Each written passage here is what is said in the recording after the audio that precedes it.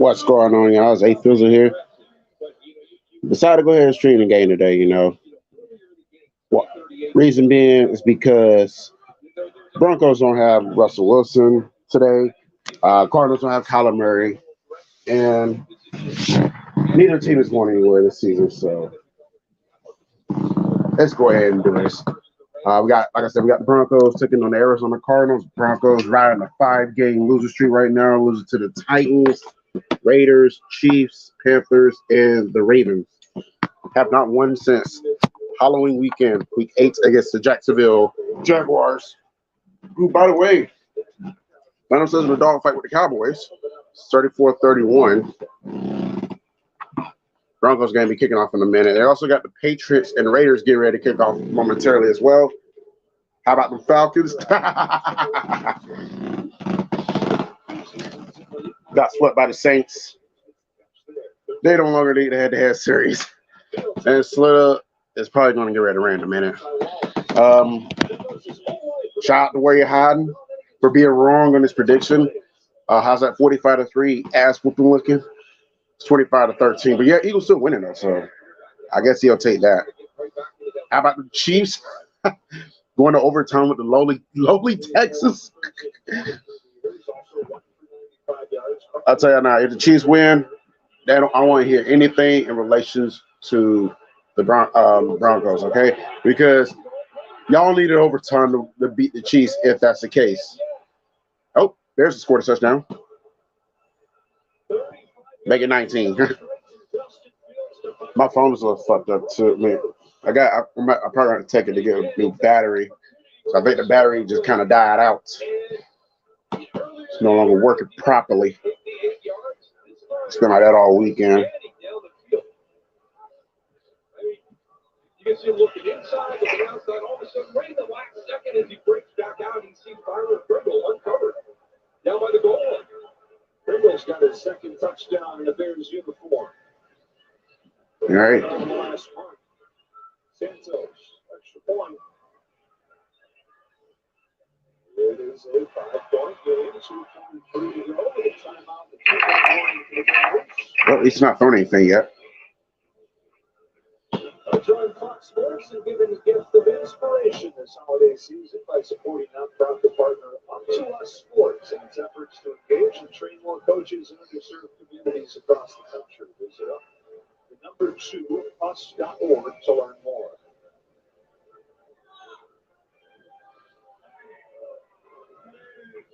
Well, the story this year has been the Eagles and trying to get to 13 today, but we got to get credit to what the Bears are doing. Undermanned, nobody gave them a chance in this game. All right. So we about to kick off here. There's been so much diversity, and it started in training camp, and it's been that way throughout the entire season. And it's been with Jen Hale. All right. We got Jen Hill at the game on the sideline reporter. This game is on Fox. So now on CBS this week. Yeah, Josh McDaniels and Bill Belichick are talking.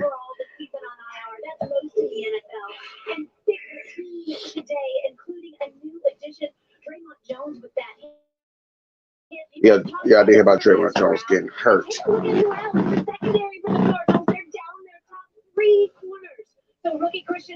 Ooh, this is like man, no telling who's gonna win this game. Chris, you mentioned, a few guys returning. A lineman, Will Hernandez for the Cardinals, Billy Turner for the Broncos, and then, Randy. Oh, Randy Gregory's coming back, so that may help a little bit. It's too late, though. I don't know if it's going to mean anything down the line. Broncos aren't going anywhere. They're just going to play out this last stretch. Thank you very much, Randy Gregory and the Lions and Jets. Okay, 20-17. Jets trying to make something happen. 4th and 18. All right. Ooh, way back there. He's going to get a chance to throw it? Yes, he does. Is it complete? Oh, yes, it is. First down, Jets. But the clock runs out, so it looks like the Lions are going to win. Certainly, he knows that he's going to be providing a lot of pressure today. Arizona one toss deferred. All right, so we're going to see the Broncos offense. This game is officially kicking off. We're going to have Brett Rippon get his first start. Well, not necessarily his first start. He's going to get the start, I should say. His third start. Started against the Jets week 7. Oh, and on 2020. So it's going to be his first time starting the game that's not against the Jets. Oh, so the Jets get 1 second left. And the Jaguars make their field goal, so they're going to overtime as well. Come on, Texas. I don't even care what's the Cowboys-Jaguars game. All right, so first down for the Broncos is Rippon. Oh, I got a picture. Finds Judy on that play, so they were like 7-8 yards there.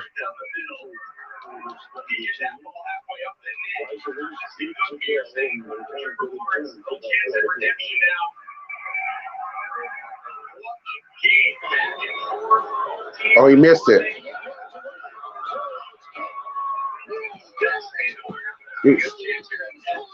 That was just for a second. Hey, Lions 7-7. So the Jets. We already knew Jets going to win the playoffs. That 5-2, 6-2 start is a fluke. You've seen the real Jets now. Good win for the Lions. Major win, you know. Thinking the wild card race. Unfortunately, they would not win the division because the Vikings went on to win it. Yesterday with a brilliant comeback over the Colts. 33 to Zappy. Well, it was 30. They were down 33 to Zappy. Wound up winning 39 to 36 in overtime, which is now the largest blown lead in NFL history. So Oilers, Titans, they're fish out the record books for the biggest embarrassment. The second biggest embarrassment, that is. That belongs to the Colts now. The biggest embarrassment, well, we already know. That happened on February 5th, 2017. Go look that day up if you lost. Meanwhile, hands out to Latavius Murray, picks up a couple yards on the play by like 7 or 8. 105 scrimmage yards per game against the Cardinals. Most of the career against any opponent. That's Latavius Murray. Picks up 8 there, so it's 2nd and 2, ball at midfield. Here's Russ Rippon. He arches it, it completes, overthrown.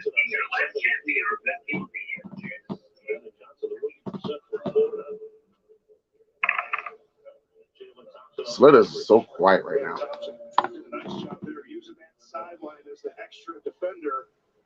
Forcing Johnson, not giving him any space over there.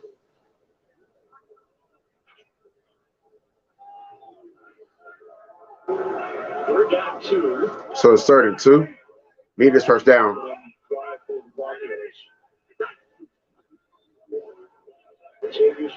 Oh, and they get it. First down. And that's change the banner. Oops. Even averaging just under 4 yards a carry. Oh, speaking of Slitter, the second reason I'm also doing the stream because he misquoted me. He said that I gave up on the season, which is false because, and minus is down, by the way. I did not give up on the season because had I gave up on the season, would I be watching this game right now? I just said I'm not getting invested into the games the rest of the season because the season wasn't going anywhere. But I also said that I was still going to watch the games the rest of the way and just see what happens. It's a big difference. Me giving up will imply that I'm not watching any more games. I watch, like I said, I wouldn't say threw in the towel. I just conceded reality after the Raiders game. But I watched the last 3 games, so. Here we got commercial. Chiefs will move down the field, start at 4. Oh, down goes Mahomes. Did you in Vegas? What? Now. So, what should we play? Just relax? Or like a pro. This is your high roller, fist bumping, team backing, VIP, and stake raising big club. Big night in. Yeah, I don't want to hear commercials. Anytime. This is Vegas at your fingertips. PokerStars VR, free to play. I remember you saying I won't forget the life checkers. Good talks like that. You apparently. Can we watch the replay? I would love it. This What Really Happened replay is brought to you by And they're going to force me to watch the commercial. So I'm going to flip it back and I'm going to flip it back and just put it on the red zone.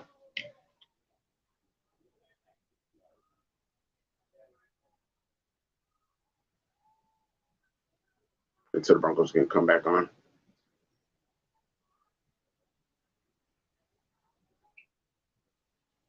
Third down, Jalen Hurts, you got it. Jalen Hurts, A.J. Brown, and that should do it. Philadelphia Eagles.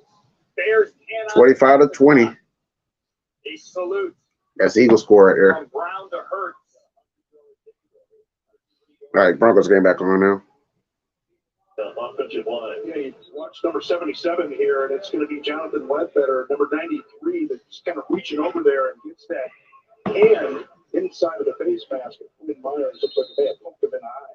Surprised we don't see more guys getting poked in the eyes. There's the ninth different offensive line used for Denver, and you saw the Cardinals. All right, so it's first down. After that injury, ball's at 47. Rippon rolls out. Finds Dolchich and picks up another first down. Wait, don't tell me the Chiefs got the ball back.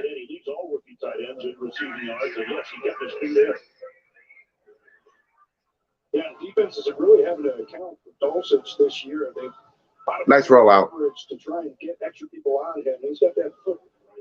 Oh, damn. The Texans have fumbled the ball deep in their own territory. Oh, and looks like the Chiefs may have got that. So if that's the case, the game's over. Meanwhile, hands off to Marlon Mack. Okay. Yeah, we got a flag on the play. Oh, by the way, the Falcons are in the NFC South basement too.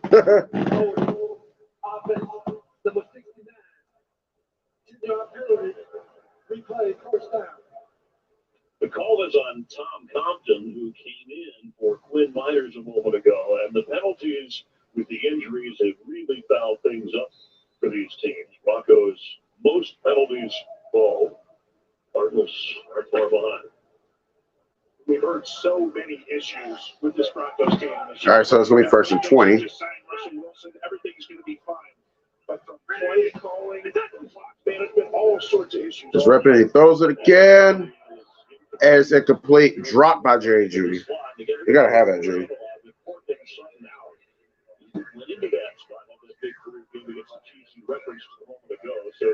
Broncos will have 3 of their top 4 receivers, or assume Jeudy, Brandon Johnson, Jalen Burkle, Montrell Washington, the rookie, who was the return specialist. That's part of the receiving corps. Trying to get this. Last week, Jerry Jeudy caught 2 touchdowns out of that X position, which is that isolated receiver. All right, come on, he gets first down. Oh, game over. Chiefs won. Finds his man. Picks up a couple of yards there. That was Latavius Murray with the catch there. And looking like facing the 3rd and 10. Already a 10-year veteran. Daniel Hopkins, head coach, offensive minded head coach, and he's 15 there on the other side. So, he's done a lot, but he's not a 25 carry a game guy anymore. We have to realize that. Cowboys and Jags still it's still in overtime.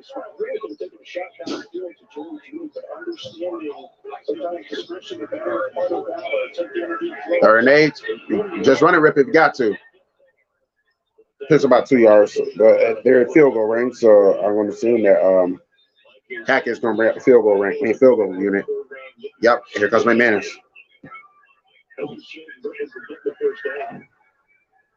Yeah, you mentioned that Sanders coming off that edge, using the hands very well, fighting underneath, using his vision to see that Rippon started to escape.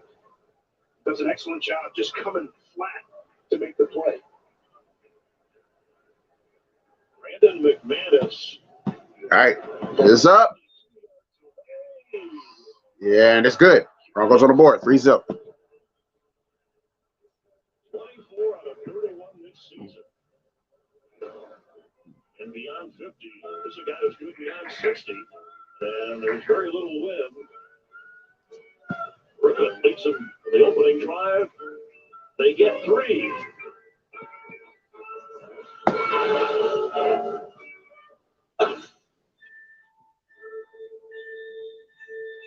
Make it up the commercial.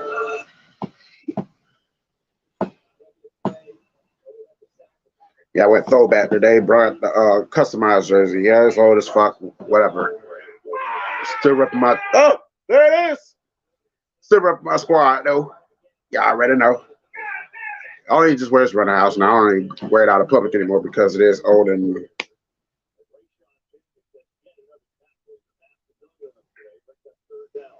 Oh Lord, don't tell you he's gonna throw some shit again.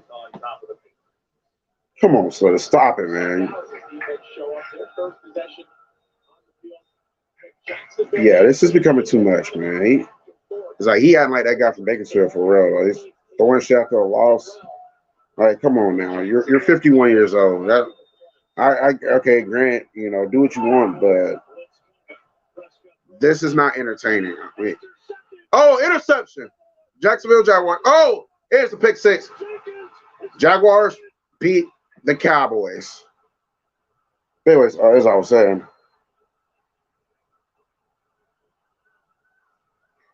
It's like you're 51 years old. You're too old to be doing all this, man. This is like it's not shot value.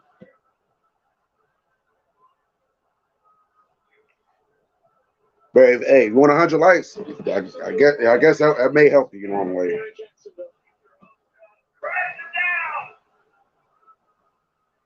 Well, I don't get my hopes up, man. I'm glad Broncos not giving me a reason to get my hopes up. I'm just playing out the stretch.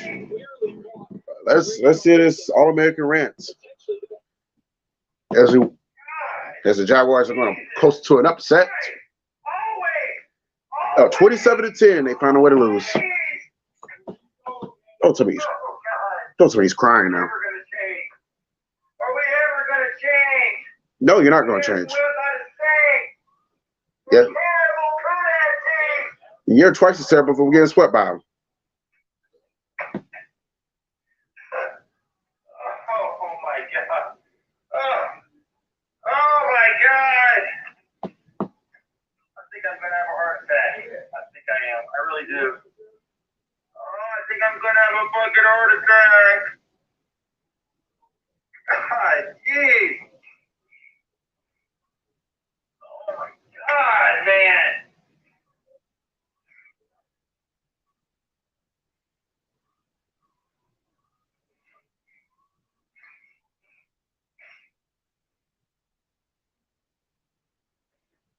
Seriously, what is it?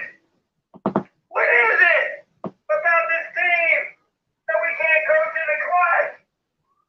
And the fumbles the whole damn game. We get down there with a chance to at least tie it with the field goal. First down play on third down. Oh, so Colt McCoy started. Ran to as a starter since 2021. This is 36th start in his 13-year career. I also I forgot Colt McCoy is still in the league when I found out he was with the Cardinals. So salute to him for, managing to stay in the league as long as he did, being a backup quarterback. It picks up about a couple of yards there. The running back there, so it's gonna be 2nd and 6. Oh, Jay's coming. That's it. Oh, there goes one of the Cowboys Jaguars highlights. Pick six.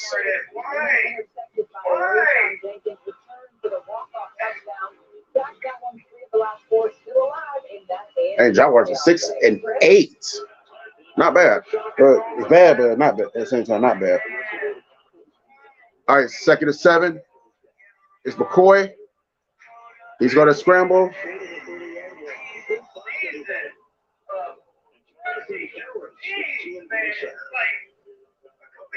Getting Hernandez on that offensive line will help the run game.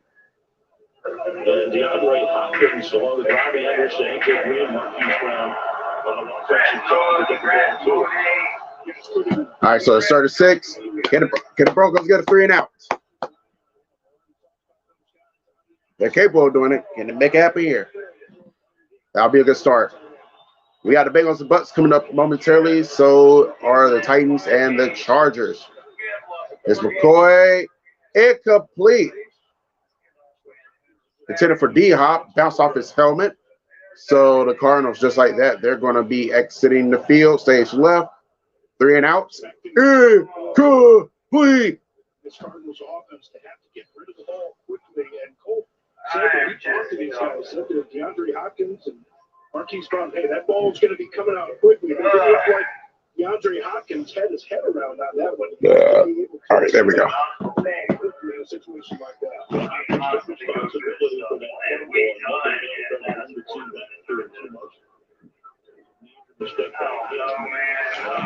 All right, turn up.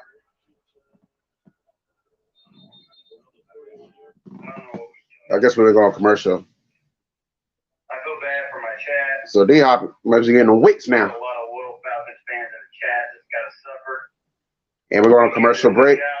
So I guess we're going to go to Vegas for a second. Raiders are up 3-0 over the Patriots. You guys deserve better. You guys deserve better. You guys deserve better. You guys deserve better. Mac Jones. Oh, now he's for the Cowboys. Jaguars highlights right The thing here. is that we've been in every game except one. Imagine where we would be if we just made simple plays. I mean, this loss today just symbolized the whole season. Patriots from the punt. Going back to the Raiders. they cannot be eliminated today. Get your hopes up. But the team would not be good. In the end, it's just crushing it. Definitely a sense of urgency. I mean, I can't believe we're still losing to the Broncos. I can. I can't believe we're losing to the fucking Saints. They don't even have Drew Brees anymore. Your team They sucks. suck. They're terrible. Why are we still losing to It's got to run there. These Falcon fans saying that the Saints suck, but they just swept you. So if they suck, yeah, they swept you. God. What does it make Why are you? we still losing to the Saints? What do they have? They have nothing. Yeah, the Raiders game's They now don't commercial, got so anything, and they still beat we us. got no football action right this second. Oh my God! A wasted game by Algiers. Desmond Ritter looked like crap. Our coaching is crap. I mean, actually, in the second half, Desmond Ritter didn't do too bad. I mean, it was conservative. He basically just handed the ball off to Algiers, and he made some plays late. But yet we cannot fucking win. It's like it's a. Yeah, I can't even explain it. I can't even explain it. All right, wait on Broncos going to come back on. Oh my God. All right, there it is. Come back on. We still be listening to Sweat in the background. I mean, we lose in so many different ways. It's insane. This is. And why don't the Falcons fans just the Atlanta Falcons team just move out of Atlanta?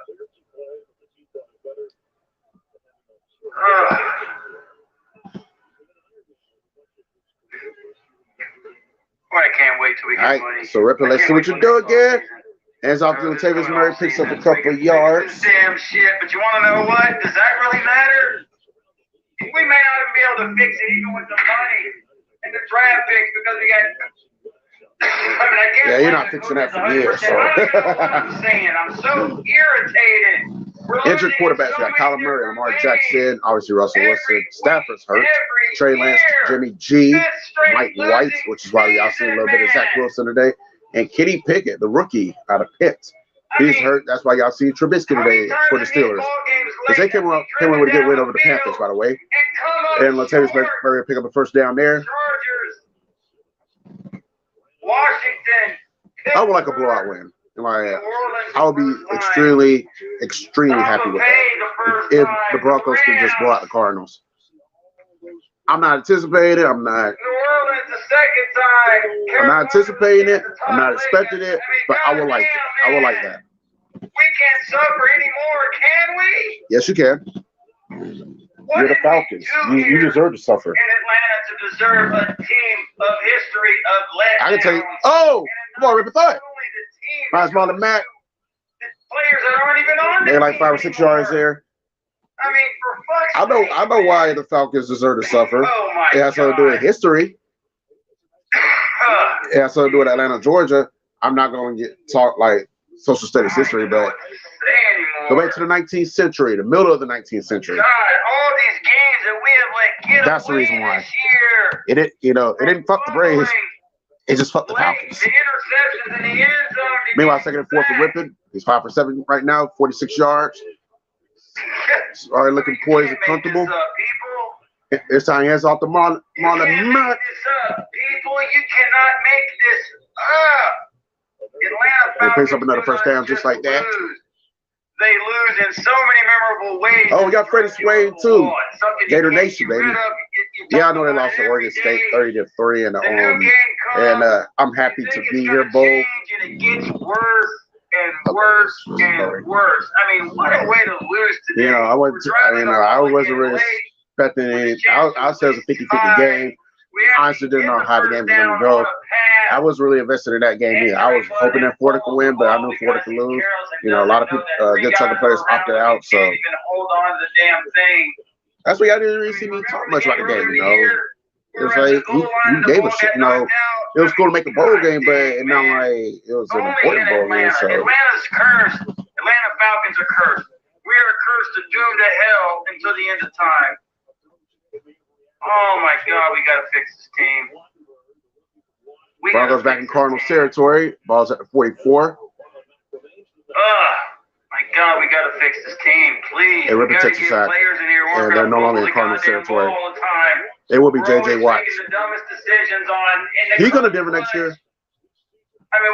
I would take J.J. Watt in Denver right now. Some of the dumbest things in history that I've ever seen. The Cardinals are not going anywhere anytime soon. Do so many dumb things in the clutch.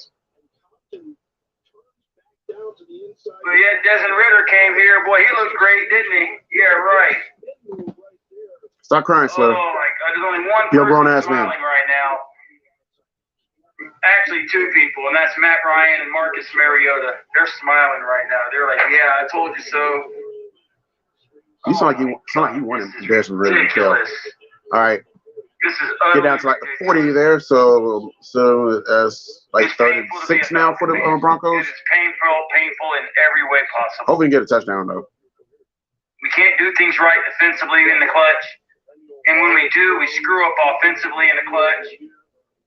When we do things right offensively in the clutch, we screw up defensively in the clutch. When we do things right offensively and defensively in the clutch, we screw up coaching-wise in the clutch.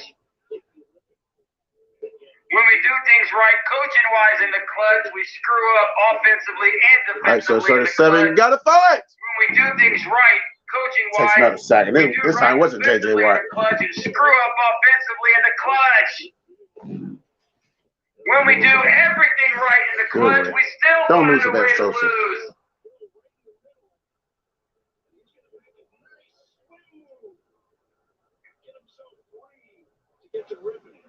Oh my God. Cannot catch a break at all. Cannot catch a break at all. My goodness. So the Broncos will be forced to punt. Man, I don't understand why we can't catch a break. Why we can't make this simple. I mean, it's 1 week we throw an interception in the end zone. And then 1 week our defense gives up a big play. The next week our quarterback gets sacked to end the game or to end the late drive. 1 week we don't make the right play calls and say we fumble at the goal line. 1 week we score late and then our defense gives up plays late and gives up a game-winning field goal. And then 1 week we actually convert on third downs, moving the ball, and we fumble the ball inside the opposing team's territory. I mean, my goodness gracious, man. And look at that last play against the Saints. We actually make a play, get the ball back with 9 seconds left or whatever. The last play, Ritter's, I don't know what the hell, he's running and he's running for a first down, but he can't throw the ball because you're already past the marker. All right. There's no hell. We have rest on time, I should say. I mean, we lose the game and we get a first down and we lose the game. All right, no live action. Everybody's in commercial. We lose the game because there's no more time on the clock. Only scores involved. We got Broncos up 3-0 on the Cardinals. You can see down low. And the Raiders are still up 3-0 over the Patriots. The other two games are really just getting started, I think both games started first possession. And Tannehill is down. That's not good for the Titans. As they face a 4th and 12. Doctors on speed dial because That's what we do. That's what we put this fan base through. We can't do anything right. We can't do nothing All right, somebody right. got commercial already. Nothing right at all. I mean, my God.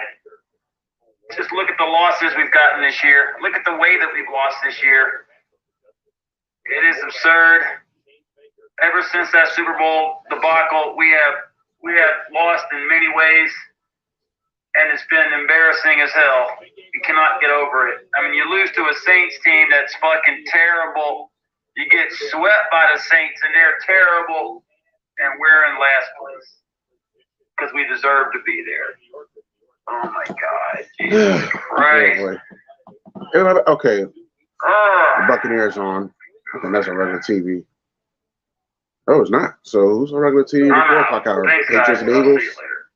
Oh, Patriots and Eagles. Patriots and the Raiders. Excuse me.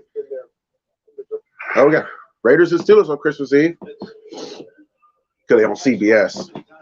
Bengals and the Bucks. Historically bad teams, but somehow both teams appeared in the Super Bowl in the last 2 seasons. Buccaneers appeared in the Super Bowl 55, defeating the Chiefs 31-9. Then last year, the Bengals appeared in the Super Bowl 56, losing to the Rams. They by a touchdown. I'm not sure yet. The hell? Oh, he ended it. All right, Broncos are back on, so they're showing the Broncos defense.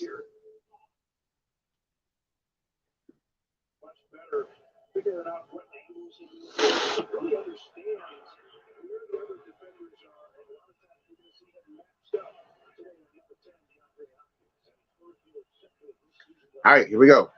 2nd and 5 for the Cardinals. Oh, run the blitz there. He finds D-Hop. Gets him the first down.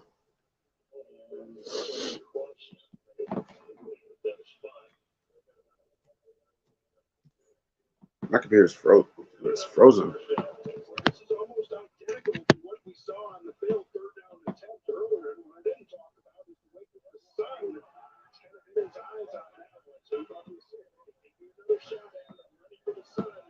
This time, he made the catch to the first down. All right, so first set of downs for Cardinals. So the Broncos bringing the blitz, and the ball's going to be batted. Nothing. 2nd and 10. I don't know what the fuck going on with this computer. Oh, he ain't been stuck like it. Same place like 10 minutes now.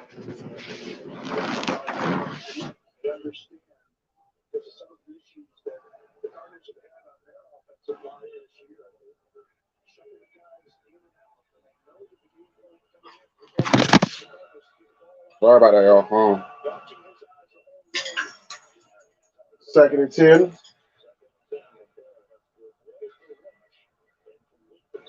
Push out of bounds there, so it's going to be 3rd and 10. Oh, not 3rd and 10. It's going to be 3rd down, though.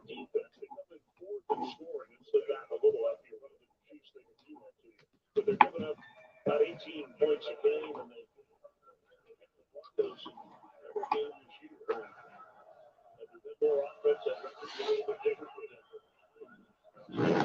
All right.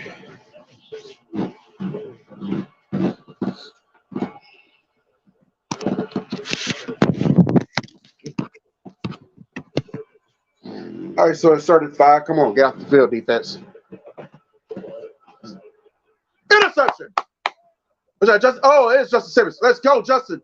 Let's go. Nice.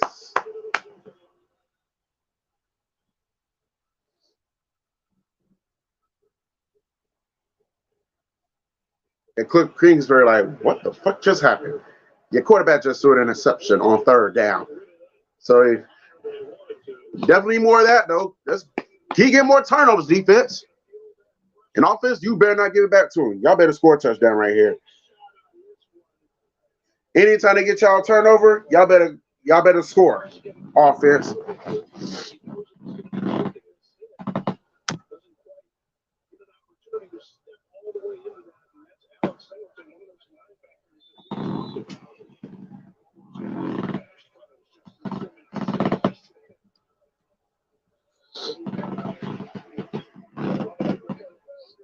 All right, so the Broncos take over at the Cardinals 24-yard line, just right outside the red zone. Back to the ground game. And the Broncos are officially in the red zone, picking up 4 yards there. That was Zigbo, the rookie from Nebraska. I guess that's where he's from. I guess that's what the announcer just said. 2 minutes, 7 seconds left in quarter number 1. Buccaneers also driving, by the way. 2nd and 6 for them. Todd Bowles is not a good coach. He just isn't. That's why the Buccaneers are 6 and 7. Tom Brady needs to just run that team like he's known to do. And I kind of want them to win so the Falcons don't get the playoffs. You know, a Bucs win will push the Falcons closer to elimination. Now, as far as the Saints and Panthers, y'all ain't on. You know, if y'all don't, you know, y'all don't win. Well, Saints won, but Panthers, y'all win y'all games, and that's on y'all. And we got a flag on the play.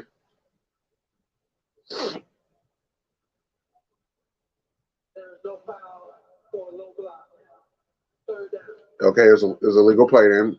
They take the flag back. Excuse me, 3rd and 8. And the first quarter comes to an end in Vegas. Raiders hold on to a 3-0 lead still. Buccaneers also in the red zone, and so are the Chargers.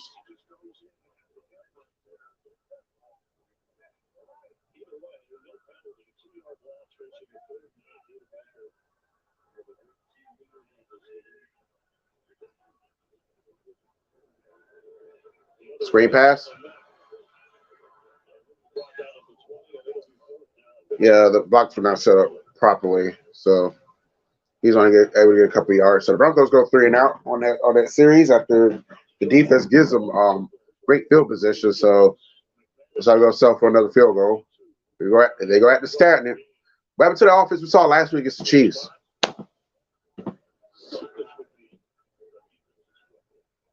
Can we see that? You need to get touchdowns too. You can't just be settled for field goals. You got to put this game away. He missed it. Get the fuck out of here. The defense gives you an interception. You stall by going 3 and out. Then Brandon McManus comes out and misses a damn field goal. You can't make this shit up. You cannot make it up, people. He does have one job. He didn't. He failed that time.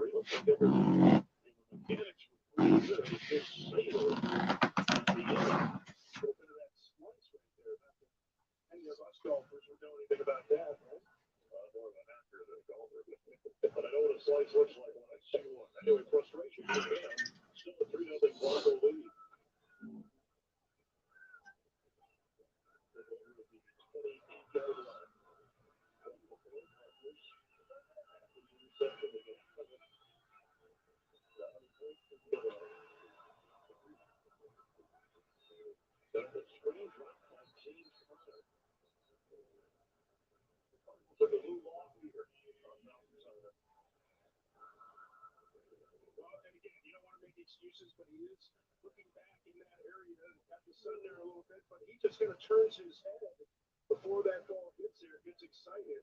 Those screens, timing is just absolutely crucial on those. You have to be able to sell it, but then you have to be patient enough. Of course, you got to pull that big in.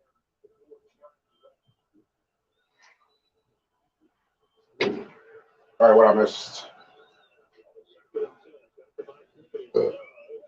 And he's going to be stopped there. Just a couple of yards on that pass play. And this could be the final play of the first quarter.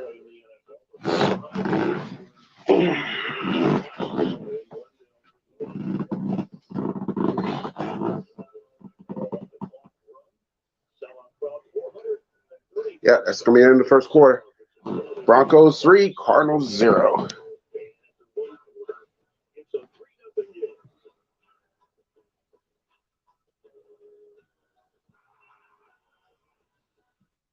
At Domino's, next time you order 2 medium 2-topping pizzas for $6.99 each, you could be in for a shot. Because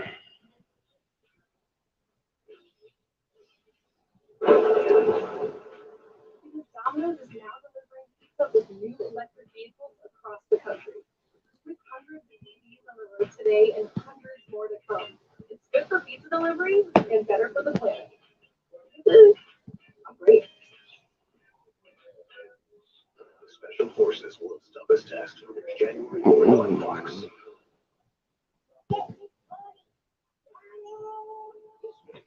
Let's go to commercials. Who is playing? Let's go to. Where's my remote at? Here it is. Listen, don't make me watch a commercial. Let's go to Tampa Bay. They're in the red zone.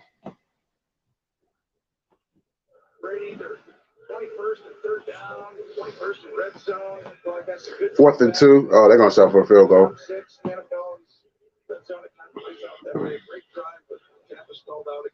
That's where running the ball is so huge. Having the lineman there to be able to push the pocket.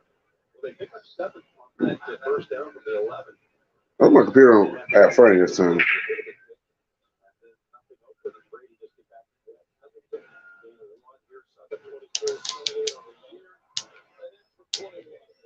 And the field goal is good. So the Buccaneers are now on the board. They're up 3-0. 6 minutes, 6 seconds left in the first quarter there. So I guess we go to Vegas. So the only other game is in action. That's the only game's in action. By the way, Chargers scored a touchdown. So they're at 7-0.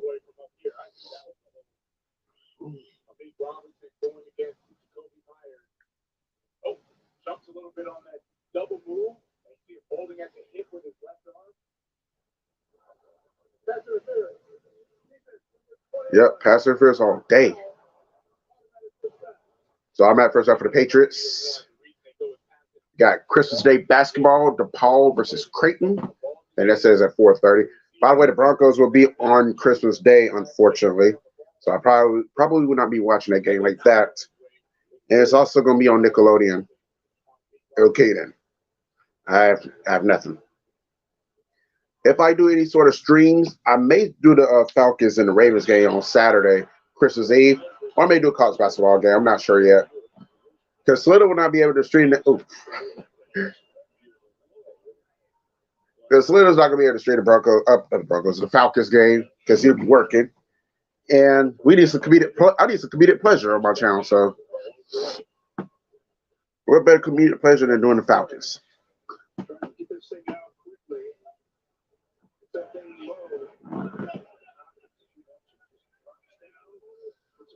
All right, so it's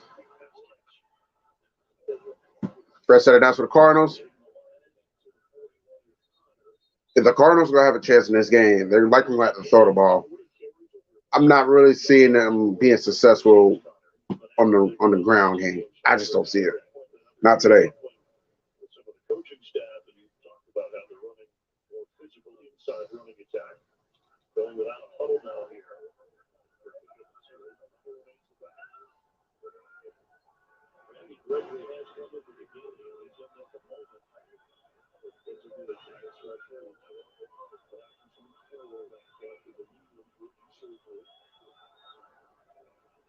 All right, here we go. Oh, he finds D-Hop for another Cardinals first down. Rare time this might actually get a catch on Pat Surtain. Rare time happens.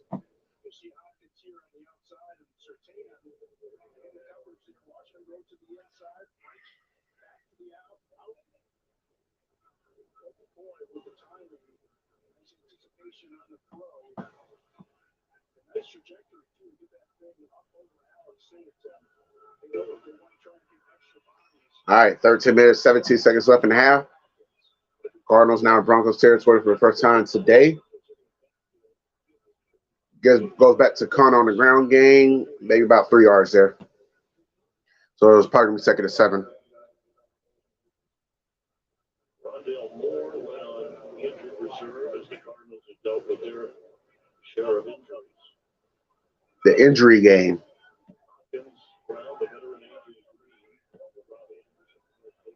And AJ Green's hurt. JJ Watt, not JJ Watt. Kyler Murray. I'm thinking TJ Watt with the Steelers. I don't know if JJ's played all season or not. I don't want to false claim him if he didn't. Cardinals pick him up the first down. Okay.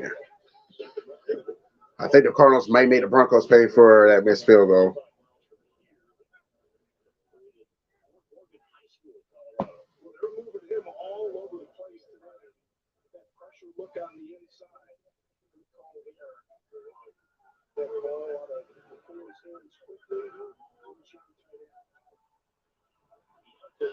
All right, man in motion.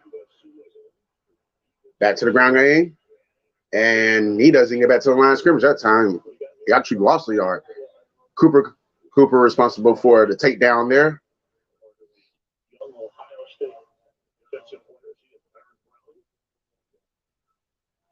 Good job on this defense.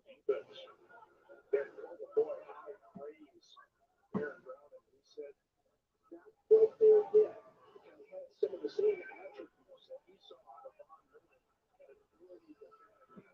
These guys are so well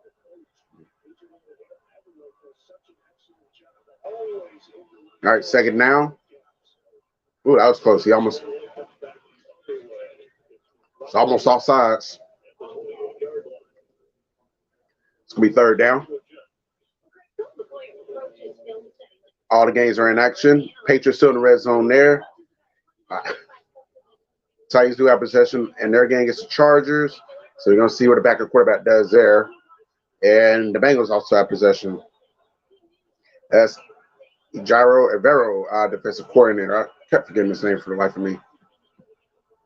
Defense has been our bright spot all season. Yeah. Sometimes, the offense, they be on the field too long. They do get gassed out at times and give up big plays that you don't expect them to give up. But that's life. It happens. Interception, if that was a bounce. So it's going to be 4th and 6. So it was incomplete. Colt McCoy going for the end zone there, but it was caught by Pat Surtain well beyond out of bounds.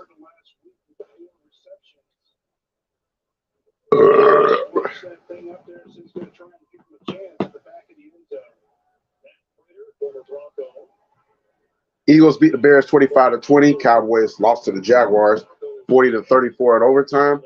I don't think the Eagles have officially clinched the NFC East yet. But if they do play the Cowboys next week. So the Eagles win will officially, if they haven't clinched today, then if they beat the Cowboys next week, they'll officially clinch the NFC East. Because Matt Prater, the former Broncos, makes this field goal, and we are tied, ladies and gentlemen. Trey to Trey.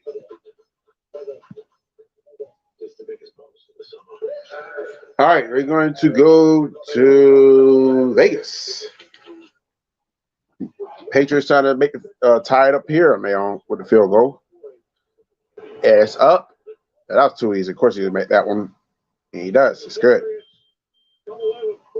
So it's 3-3 there as well.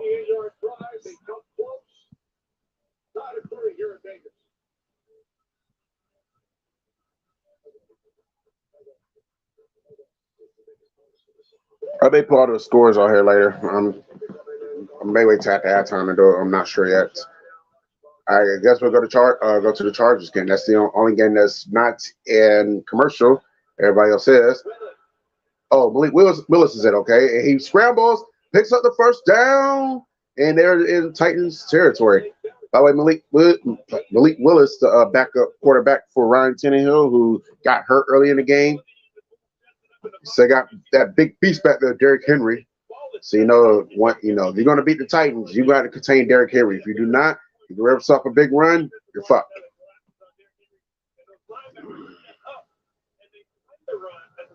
$53 seconds left in the first quarter there. So Tannehill's questionable now, so we shall. So I guess we'll know by halftime whether he'll be back or not.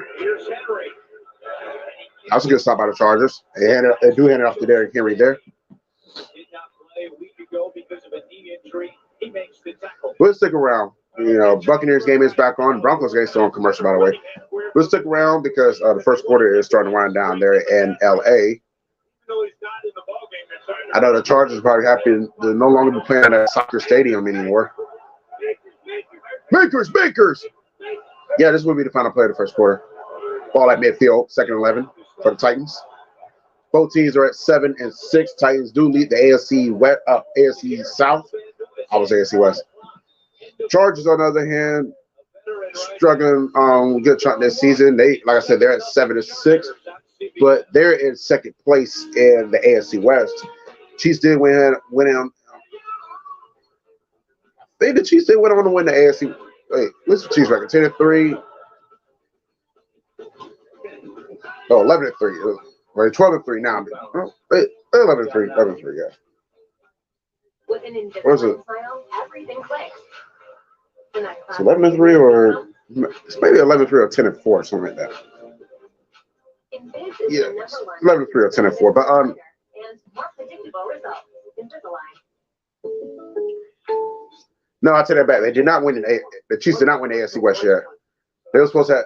They would have won had the Dolphins beat the Chargers, because since the Chargers won.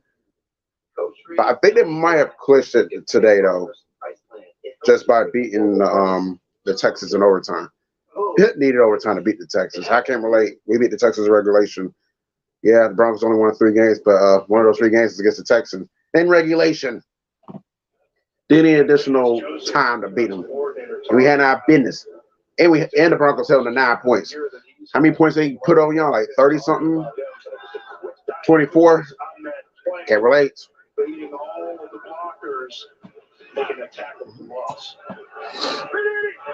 Meanwhile, 2nd and 13 for the Broncos. And J.J. Watt with another sack. Come on, offensive line. Ripper barely has time to throw in the backfield. Did fix that this offseason. Offensive line's always been Achilles heel. That's why these quarterbacks that's why these quarterbacks cannot flourish too tough. Not even Joe Flacco or Russell Wilson. That's sad. You can compare like Joe Flacco in here. He has a down year because of the offensive line. You get Russell Wilson in here. He has a down year due to the offensive line as well. They do pick up a couple yards on the ground with Tibbetts Murray, but far from enough. So the Broncos will be punting this 4th down.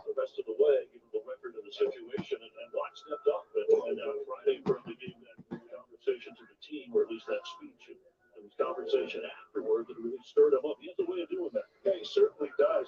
Just seeing that emotion on the sideline. Who better to learn from a guy like that? So the Cardinals will begin possession, unfortunately. Check the spot, but beyond the 40. Before the game, we were talking about Watt. This is beyond what he told the team Friday, but I fired up pre-game speech, and he says, I only talk it, I do it. 2 sacks in the game already for J.J. Watt.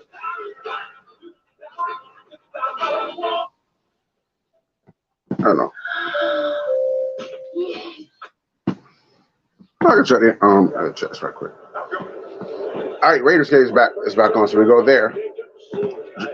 Oh, they contain Josh Jacobs there. Go figure.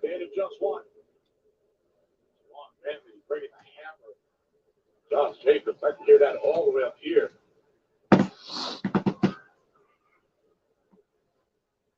Start to notice the Raiders offense settling in to the types of runs that they're going to run today. You haven't seen many anymore. You're just seeing this power downhill north and south for the offense. They bring in their fullback. Johnson, Patriot. Really good for them this season. Down at 9, off the Wednesday. Time directing traffic. Hey, all that time in the world. He still was incomplete. Yeah, this is the thing about Derek Carr. Sometimes it can be a little frustrating. Understandably, you want to look for Devontae Adams every chance you get, but watch Matt Collins on this play action. All the linebackers suck up, and he is wide open, and Derek Carr is looking at Devontae Adams instead. Sees him too late, and then is trying to redirect traffic. Sometimes you just have to let the play develop and take what's given to you instead of forcing it to the best receiver, Devontae Adams. Matt Collins, second leading receiver for the Raiders. All right, so starting now for the Raiders. While waiting on the Broncos game to come back. It's Carr. Pressure's coming. He finds his man. It wasn't Devontae Adams, but he finds his man for a big first down for the Las Vegas Raiders. The Raiders first down, gain of 19. This is what I'm talking about with Derek Carr. Now look at his vision. He's not going to just key in on one receiver. He's reading the defense, takes a little time, very mobile in the pocket, and gets a nice completion to Keelan Cole in the middle of the field. All right, so the standings right now, the Buffalo Bills on top of the AFC East. That's not surprising. They're 11-3. A win there. Excuse me. Win next week will officially push the AFC East for them. Dolphins, Patriots, and Jets all still in the thick of the wild card chase. You know, I think the Jets will be done in the moment. I don't think the Patriots make the playoffs either, but I think the Dolphins might make the playoffs. We shall see. Excuse me. The AFC North, we got a dog fight on the top of the division between the Bengals and the Ravens. Bengals, like I said, they're in action right now. Ravens did lose yesterday afternoon to the Browns. Browns and Steelers both 6-8. So the Steelers, can they make a run and avoid a losing record for the first time in the Mike Tomlin regime? The Steelers have not had a losing record since 2003 when they went 6-10. AFC South is a big ass mess right now. Texans are eliminated. They're 1-12-1. Meanwhile, Colt McCoy escapes a sack.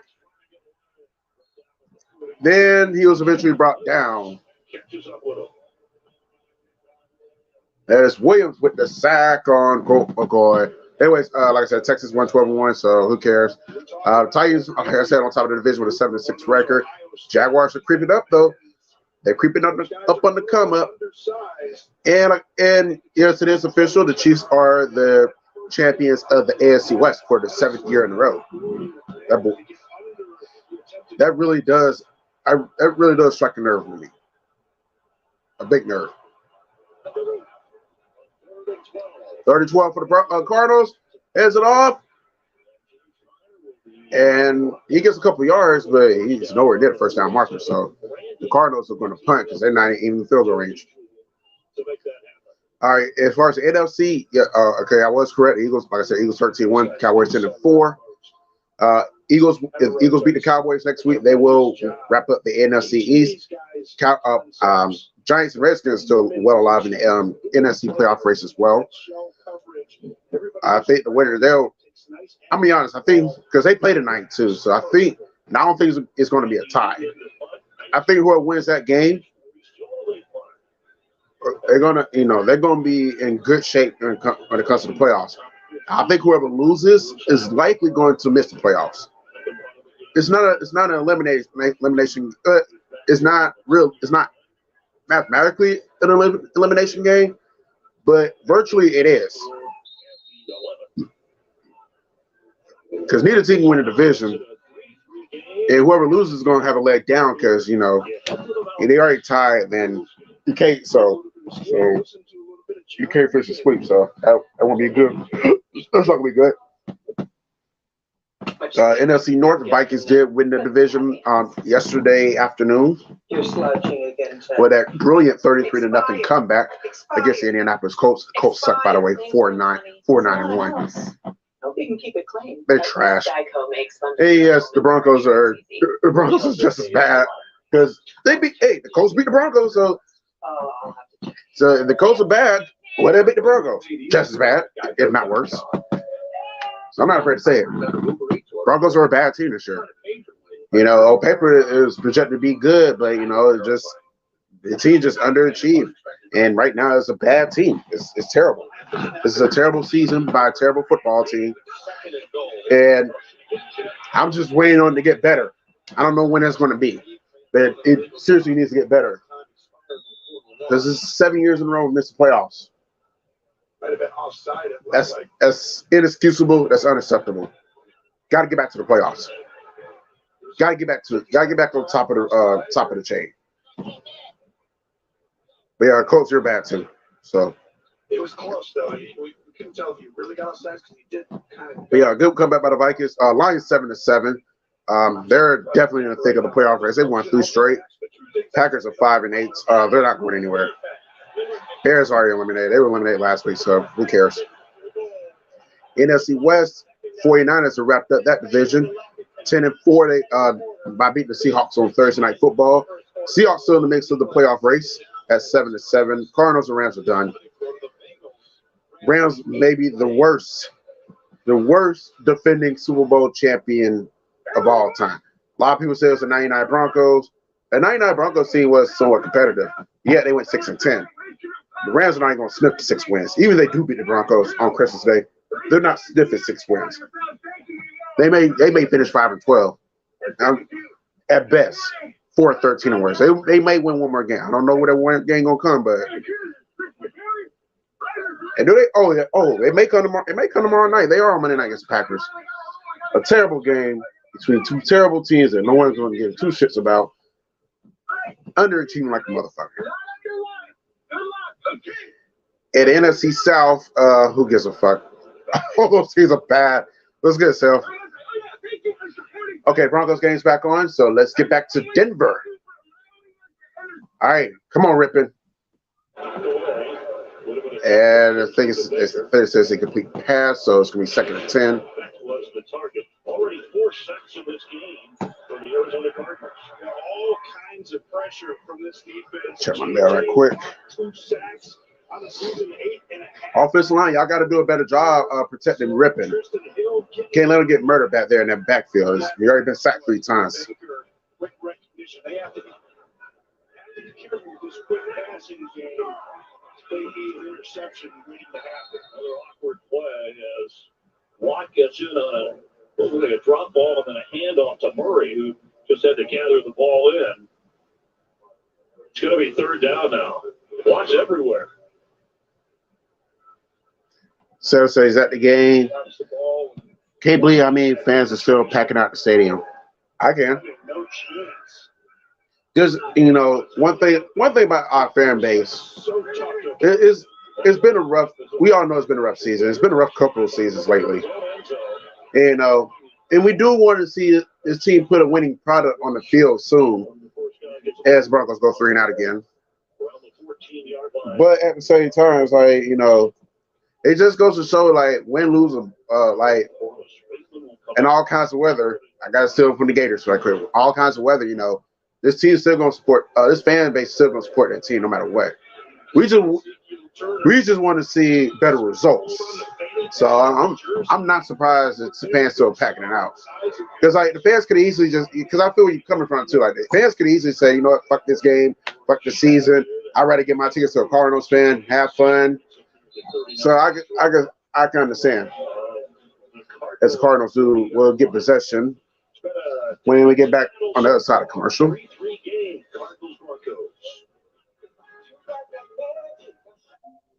I say to you, love your enemies and pray for those who persecute you.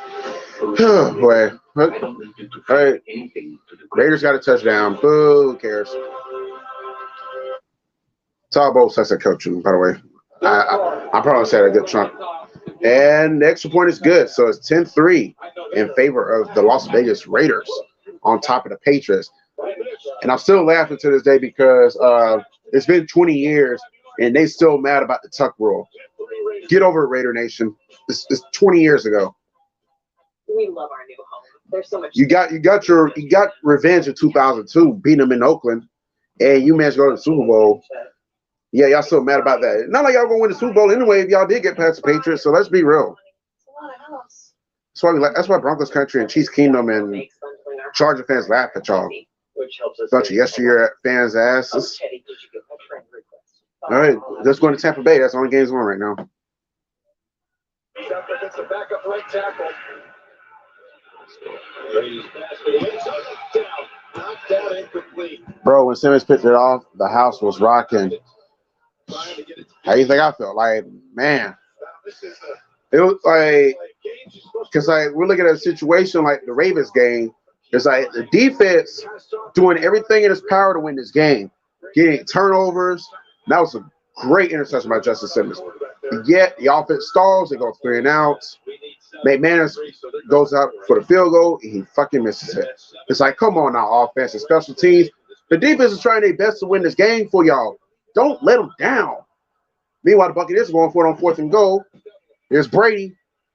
Tom Brady Productions. And it's caught. Touchdown, Buccaneers. Russell Gage with the touchdown catch. And it's funny to me because he's an ex-Falcon.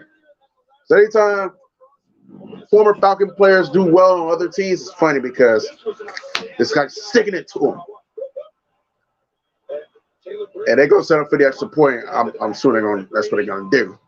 That is a easy pitch and catch right there. Brady's Okay, I'm muted. Good. first touchdown pass as a Buccaneer. Gage, a former Falcon who trades teams in the NFC South Division, and it's now brought his third touchdown. A member of the Bucs. Oh my God! Savage says he's gonna run off the field if the Broncos win. Oh, speaking of Broncos, they're back on TV. Good touchdown, Buccaneers, by the way. Brian Brown downfield just floats the ball. Hopkins, the leading receiver in the game for the Cardinals with 3 catches, targeted 4 times. All right, so 2nd and 10. So 2nd and 10. Colt McCoy 8 for 14 for 53 yards. No touchdowns, but he does have an interception. Thank you, Justin Simmons.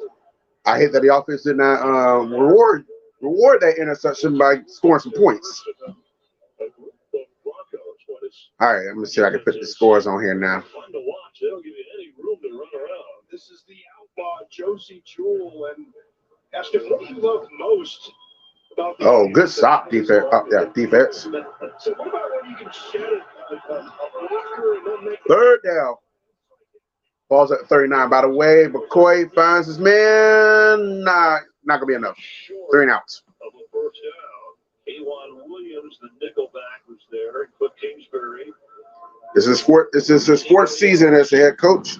Cliff Kingsbury is 28, 33, and 1. 7 times they've gone for it on 4th down. It's shocking that they're not going to go for it in this situation. Why would they go for it? Maybe their percentage of getting it on 4th down isn't as good as you want it to be. No. But figuring out there the it is. defensive game and the way his defense is playing, probably says, you know what, I'm going to go with field position, try and get them here and get one more opportunity before the half. Oh, I'm trying to do something real quick. Trying to edit this. Inside the 10-yard line. Washington got it back after the fair catch. And the bump. Oh shit! I realized I still got Sports Out in the IND versus Bandwagon Nation in the ticker. I gotta get that off. That was last 2 weeks ago. If it'll let me do it. Illegal block in the back. Receiving team, number 27. Definitely gonna be having that.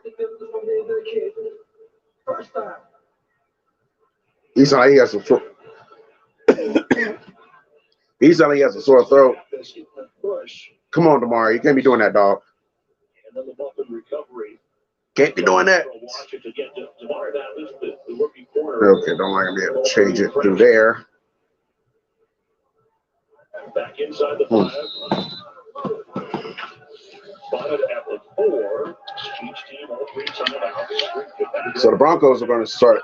They're going to have a long ride to the top. Starting this drive at 4. There you go, Latavius. Why'd you run into him? You got to cut on the outside. You could have got more yards, maybe even touchdown. That was a good run. Dang, why'd you run into him? up the field on that one? Baker in position. Was able to make that cut. Trying to see if I can do the street. Yeah, my phone's fucked up, so it may come back on. And I don't know. I'm not sure yet. Meanwhile, that was a 21-yard gain for Latavius Murray on that previous play, excuse me, not previous drive. Go back to him, and I think it's about 3 yards there. Oh, a yard. So it's 2nd and 9. Yeah, we were there for that 52-yard pass against Carolina. Panthers lost today against the Steelers.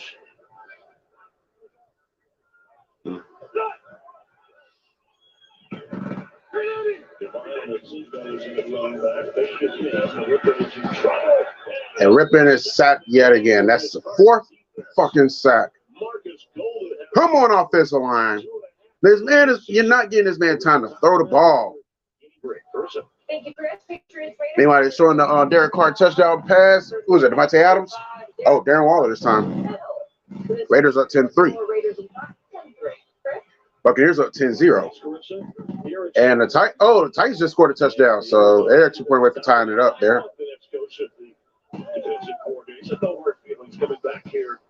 to Denver, but he did admit, it went quick. It didn't really have time. There were expectations after Manning with the Super Bowl years, and they weren't realistic. So, I mean, do this right quick. Yeah, I'm not gonna be able to do it on my laptop. Funny. It's not that funny, but it's not letting me edit. I really don't want to do it right here, but I may not have a choice.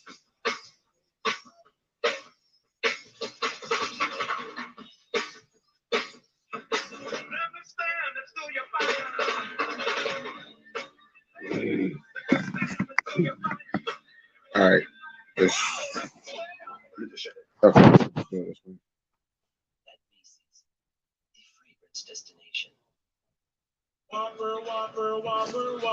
Oh, we're playing commercials.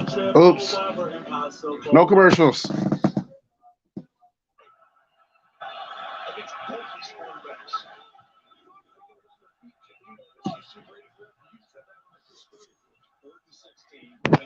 Everybody is in the second quarter. Okay.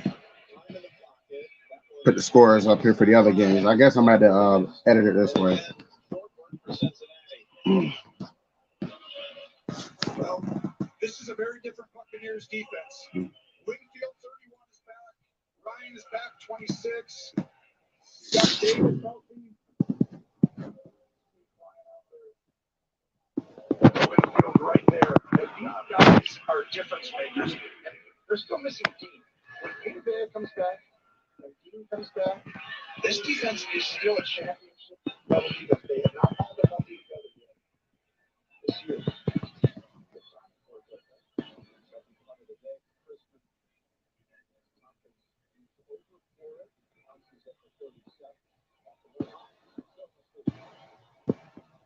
Or two, and then scored under.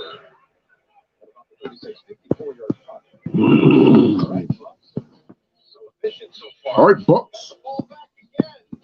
What are you going to do now, Tom Brady? And this one was good in LA, so it's tied up 7-7. And let's say we're going to Vegas. On the games. Oops. Now we're going to Vegas.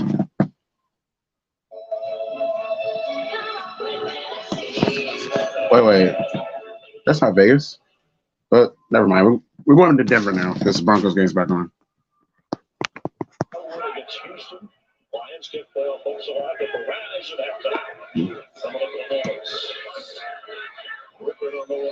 There's Rippin. He throws it. Complete, but just short of first down. All right. Oh, that was other side of 2-minute one. Okay. It's a fourth down now. They can box the clock ticking for the missing persons unit. Daniel Ramirez team up in the new riveting series Alert. The 2-night premiere, January 8th. Almost there, y'all. Fox. Timeout used there by Arizona since they got the stop. They'll have 2 remaining with 1:51.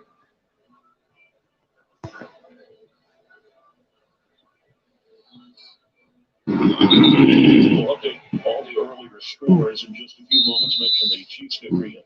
A quick start for Rippon. A field goal produced on the opening drive. Since then, just been tough to survive the pass rush and the pressure of the Arizona defense. Craig George back to receive the punts. Backing up to the 15-yard line.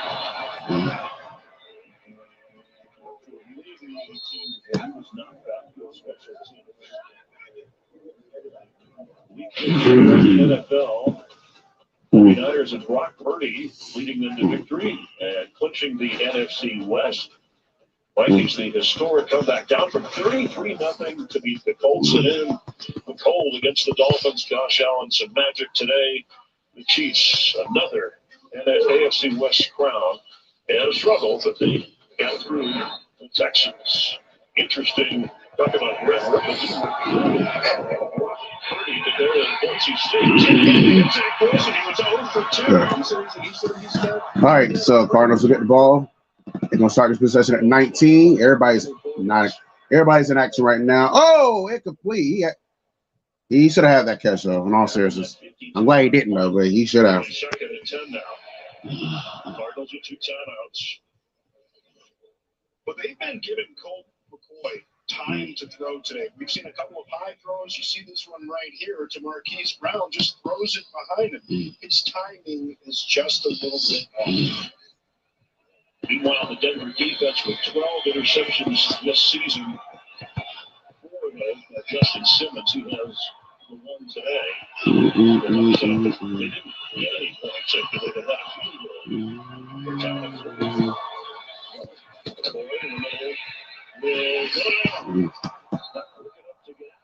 All right.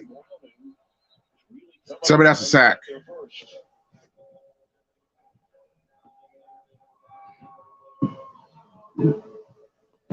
Timeout, Denver. There's a first timeout. All right. It's updated now. And we're actually going to stick around because this is like a 30-second commercial. This What Really Happened replay is brought to you by Progressive. One thing no one would What really happened? Auto with Progressive.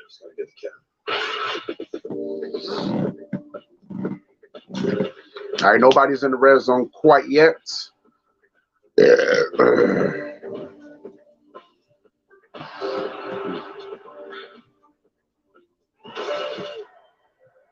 Third down, 12.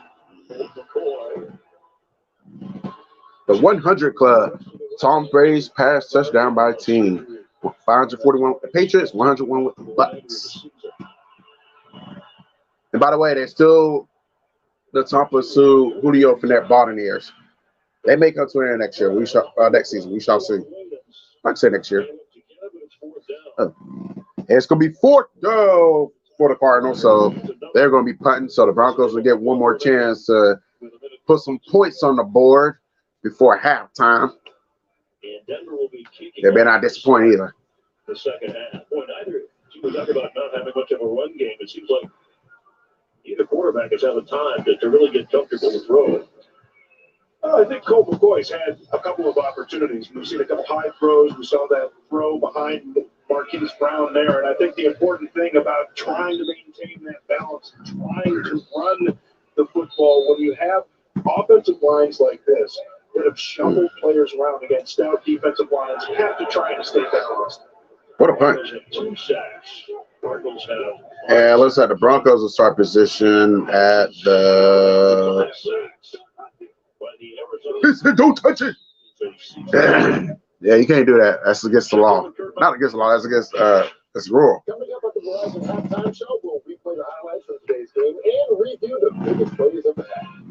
Did somebody say replay review? No, I said we'll replay the highlights and review the biggest plays. Never mind. We'll see you there. Sorry. Mike Herrera, even at home, as Mike said, they sit down for dinner. He wants to review it afterwards. Discuss things. All right, so the Broncos only got 100 yards. Oh, no, the side Cardinals only got 75. So, incomplete, broken up. Tackles for losses, couple of sacks, batting passes. And he's the one that flushed Griffin on that last throw on the third down. So he is really making his presence felt. Lined up right here. So is he moving around, or is he eating comfortably at the line of scrimmage? No, I think he is moving all the way around. He's starting on one side, moving all the way to the other. All right, 2nd and 10. First down, Jerry Jeudy with the catch. Exactly what we needed. He had the big off. He said he loves to throw the deep ball. He thought he could throw it deeper a lot more today. He had the time. He has the time right there. Anticipates the throw. Jeudy shot on this one in. Nice flat route breaking to the sideline, but the ball was there as soon as he made his turn. Brett Rippon, 10 for 14 for 93 yards. That was Judy's 3rd reception today. Ball's at the 44. And that what another catch. And this time it wasn't Jerry Jeudy. It was, hurry up. It was Johnson with the catch. Another first down for the Broncos. Russell Wilson's 300 touchdown pass against the Carolina Panthers. All right, gotta throw it.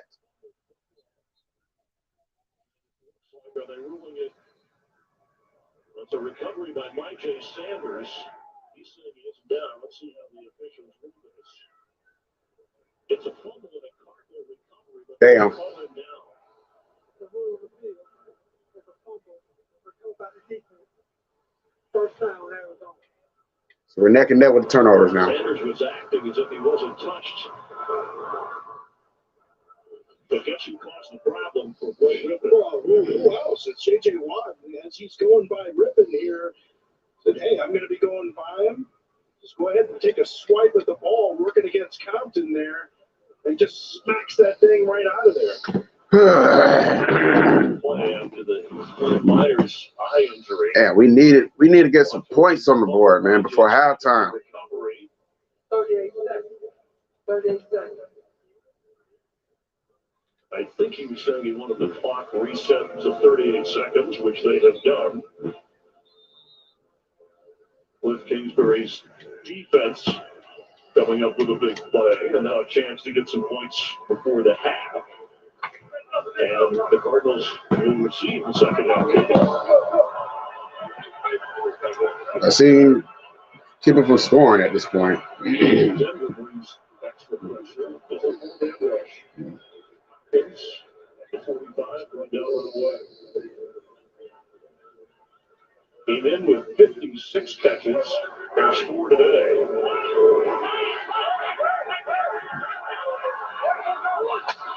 Two timeouts, Cardinals going over at 50 flag. Says on the Cardinals. Too much. They weren't set.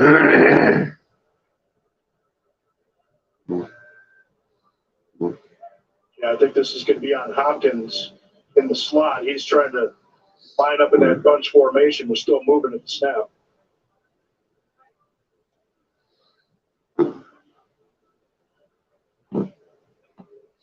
Illegal shift. Oh, it is on the Cardinals. Illegal shift. Players were not set at the snap. 5-yard penalty. Still second down. Yeah. Please set the game clock to 21 seconds. Arizona. Arizona, as you look at the tape, this second charge timeout. So they use the timeout 30 seconds. instead of the runoff. They want the time to let one remaining. The most penalized offense in the NFL are the Cardinals. And that's their first one today, their first offensive penalty. But that's something Kingsbury addressed because it cost them in big situations, such as having a lineup penalty. Oh, the Raiders in the red zone again. They just said somebody blocked punt or something. And I'm gonna guess it's on the Raiders. Ah, false start on the Raiders. Yeah, I just see the flag got thrown on the play. Ball's at midfield for the Cardinals. Incomplete, almost intercepted just then.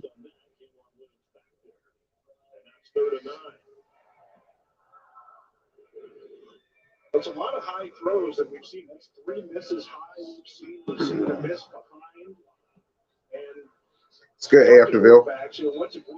What's the primary source for inaccuracy? Usually something to do with footwork. And so sometimes if they speed up that footwork or get just a little bit lazy with it, don't step into throws, you can see those balls float like that. Cardinals 1 for 7 on third down attempt. They need at least 7 or 8 yards to be in field goal range. Will they get there? No, they won't. Incomplete. Yeah, it's a flag on the play.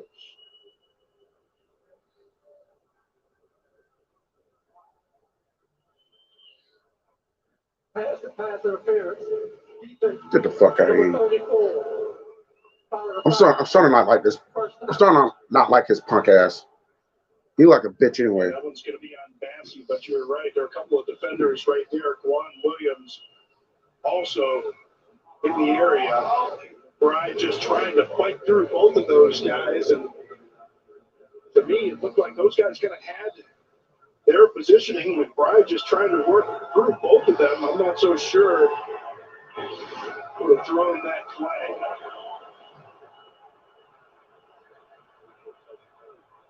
Set it down, but only 13 seconds.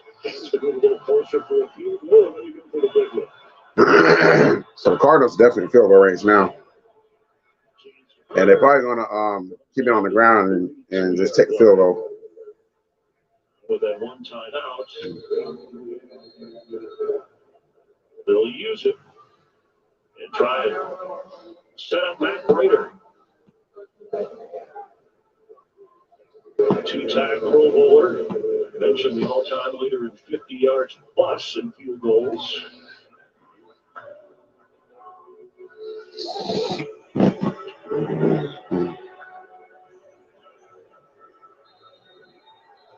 I'm going to set this one right up at 50 yards. To snap a 3 all-time.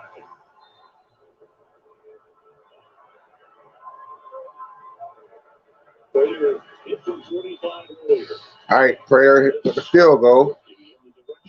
Yeah, he's kicked here before, so if anybody can make a hell of a field goal, it's him.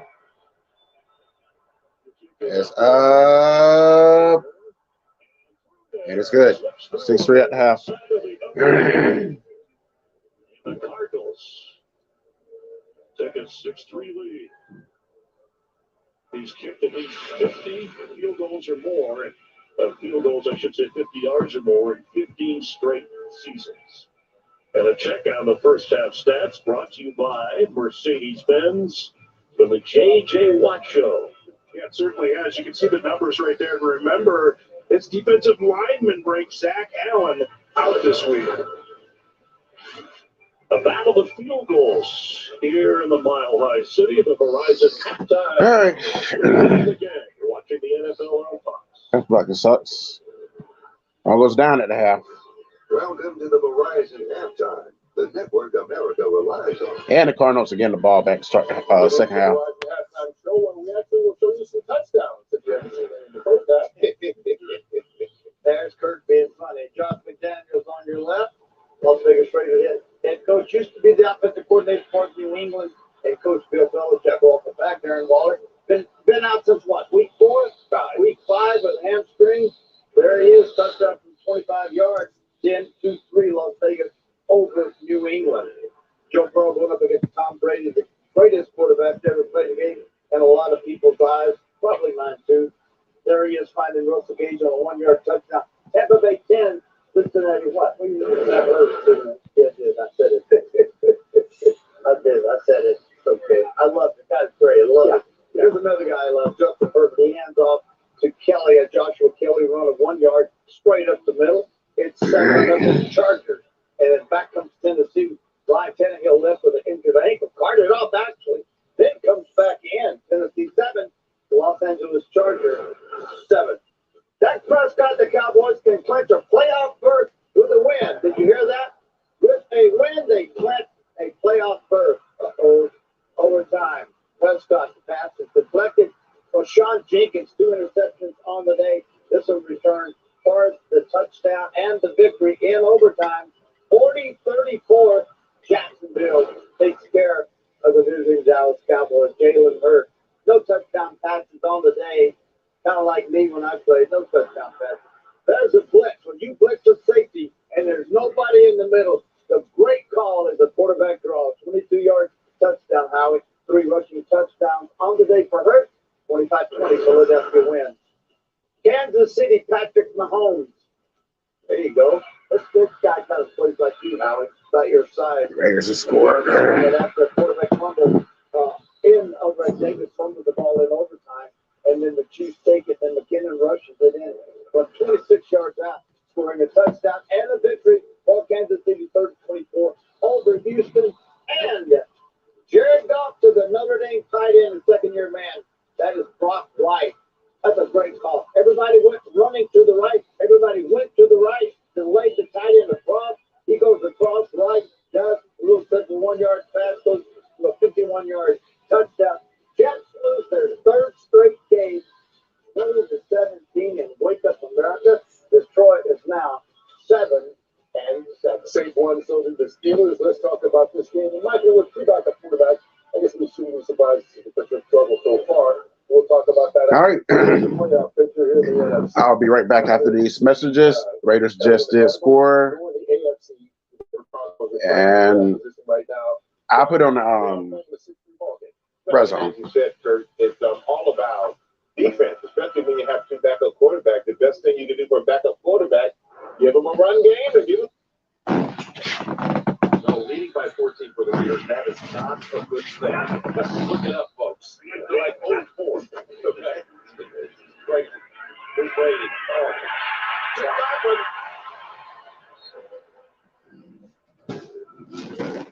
2.5 to go when they're moving it again. The last 12 first downs in this game have all gone to the Buccaneers. You got to watch this. And pause this right here. This is who he's got to beat. Only Brady can get this ball, like, see that quickly and fire it in before it. He's reached just a tenth of a second later. There's a couple other guys who can do it too. But the ability to, he didn't know he's throwing it there. You have to process that in, and they should see it, and then have the ability to throw it. First down. Go for down. It's down to 49-yard line of Cincinnati. Another play action. You're exactly right, Jeff. This gives you that extra tenth of a second here. And Smith has had a lot of holding calls this year. And that's Hill, 92 coming in, who plays inside normally, but he's going to have to play outside. I'm looking for the roughing the passer call that did not know. They traded for Hill, Giants last year, and they re-signed him this offseason. Having a productive year. 20 PM now, Jeff. 2nd and 5 for next. It's within 2 or 3 of the first.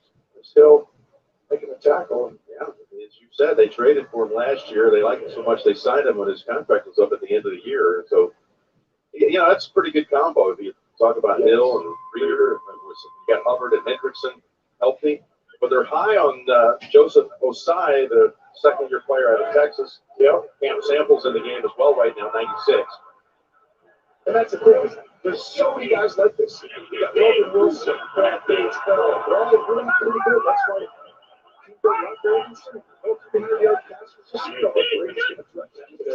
So inside for a moment. Here they come after Brady. It's time over to Fournette. And Wilson holds on to him, but another Tampa Bay first down. Great play call here. This is a staple of Andy Reid. And man-to-man, Fournette lines up on the right, comes all the way across the field. An easy throw and catch. And Fournette actually has a lot of catches this year for the NFL. Look at that. You had 14 plays run by Cincinnati. Meanwhile, the Bucs had 13 first down. Oh, that's a good one. That is one-sided. 2-minute warning with the Bucs leading 10-0 as we get back to LA to remind you that it's a Nickelodeon Slime Fest, a Nickelodeon game on Christmas. Don't know if any of those guys will feature. Today. Let's see what the Chargers can do. Have not done much here offensively. Last 10 plays, they've only gained 27 yards.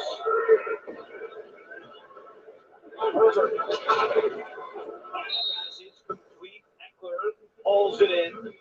It's a 7-yard gain. They have 2 timeouts remaining. And one of the things the Titans do pretty well, come with 4, and you play that back end like an umbrella, keep everybody running. And this one is blown dead. Ball start against Los Angeles.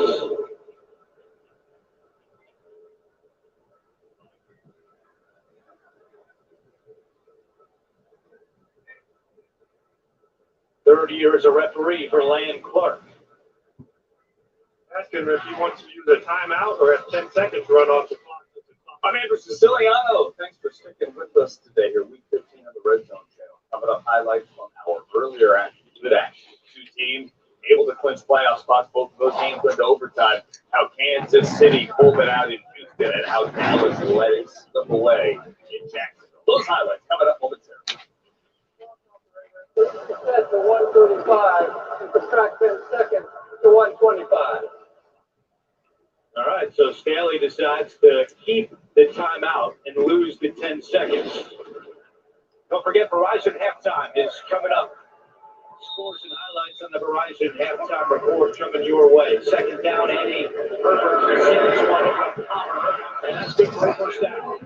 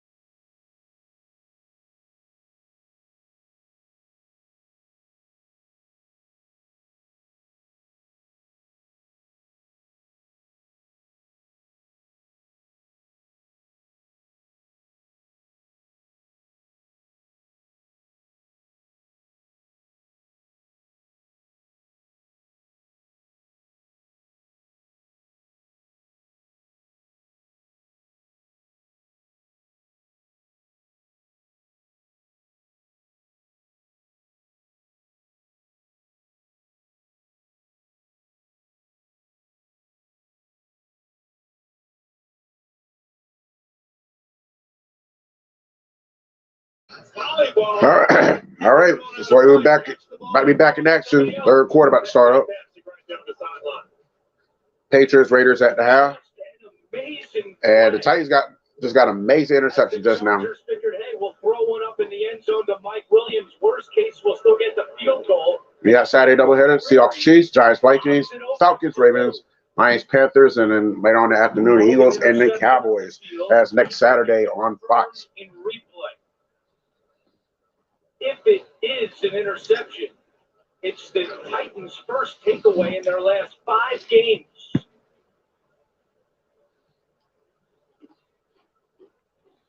You know, because Mike Williams never got a hand on the ball when he was out of bounds. That ball was still in play.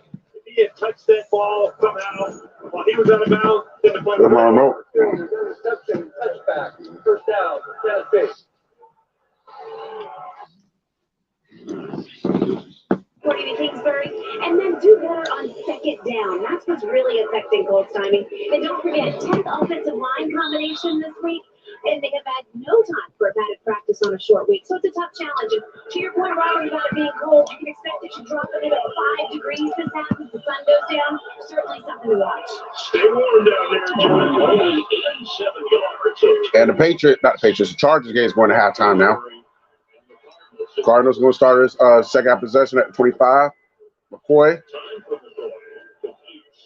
He's quick to stop. Marquise Brown, he had overthrown him, at least they misconnected on a couple of attempts in the first half. Alex Singleton leads the team in tackles, was on the coverage from Thousand Oaks, California. What story he is.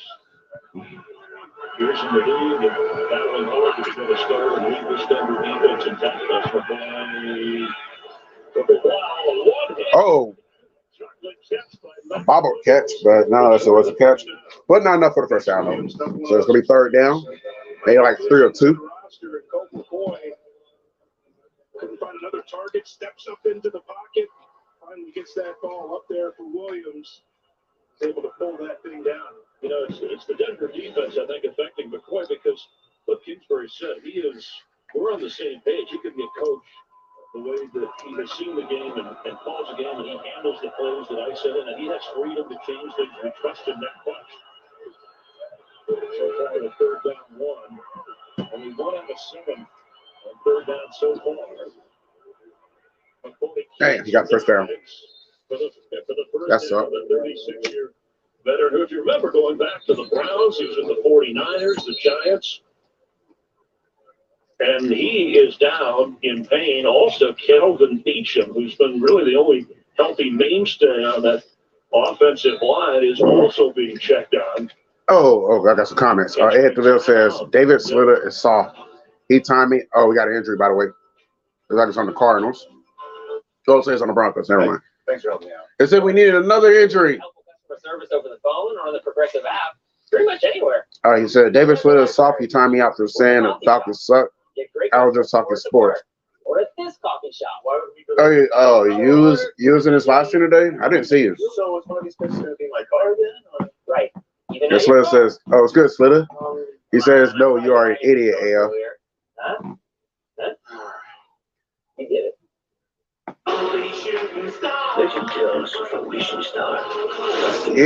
Yeah, I seen that, Slitter. You was 38 hot after that game.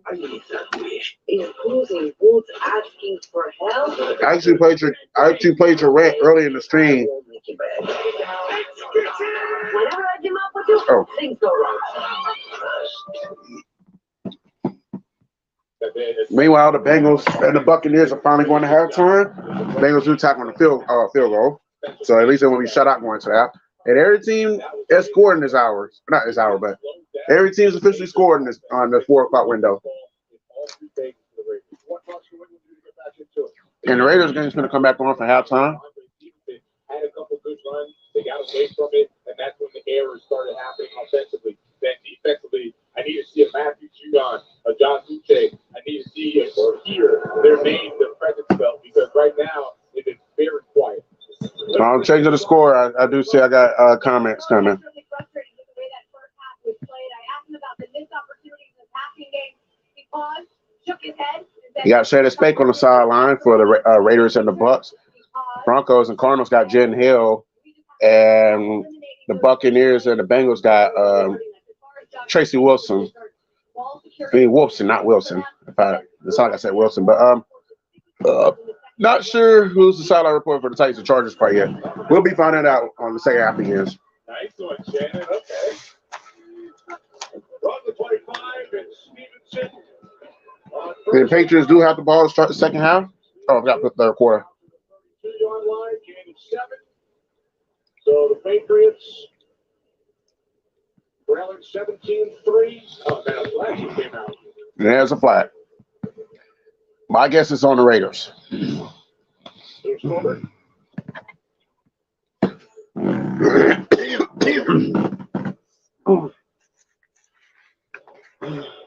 Illegal use of hands to the face. Defense number 91. Contact penalty added to the end of the play. Automatic first down. Leave it up for the Raiders to do dumb penalties. All right, first down. McSorley at quarterback 84 comes in for each, and Connor carries. And Connor looks like just at 2 yards on that play. So it's going to be 2nd and 8 for the Cardinals. He's played in 3 games this year, most extensively in week 11 in the loss to the 49ers. Also, a couple of plays for the Rams in week 10, final drive of the blowout loss to the Chiefs in the opener.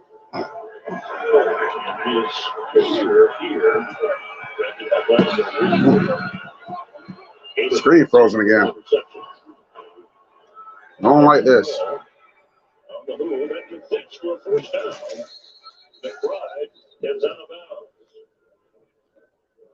Just another thought on Colt McCoy. It's worth mentioning. He said, as they get the first down, McCoy said, you know, look, I've had chances through the years to be a starter. I've gotten hurt often, and so I have no regrets on I for you. But he did point out that he broke his leg on Monday night back in 2018. See my eye burning. So that's why he took extra time with Kyler Murray after his injury this week to console him. Hopefully somebody is consoling him in the locker room as James Conner carries. David Blau was added to the practice squad this week. Fourth-year player from Purdue. McCoy out. It's McSorley show with the rest of the way. My eyes burning now. And we know that they've had I don't know why. running the football today. They are going to need, again, to try and balance this offense out, especially when you're down to your third-string quarterback. You don't want to have to drop back and try and throw the ball, especially in this type of environment against a defense like the Broncos have. 2nd down and 8. Open inside the 40. There's a move on. That's the veteran A.J. Green. There is a flag down. 12-year veteran and 7-time Pro Bowler A.J. Green has not seen a lot of action this year.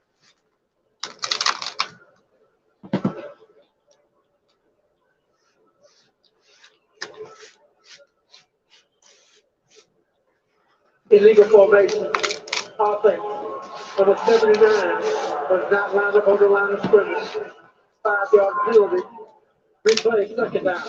Another pre-snap penalty again. The shuffling on the line, but players in a position puts McSorley in a more difficult position, although he's at least looked good on his 2 throws to start stepping in for McCoy. And while the self-inflicted and real wounds of this Cardinals team have been issues all year long, like you mentioned, that you hate to be in a position like this with your third-string quarterback. These stats are clearly changed the play. You see something that he wants to try and exploit.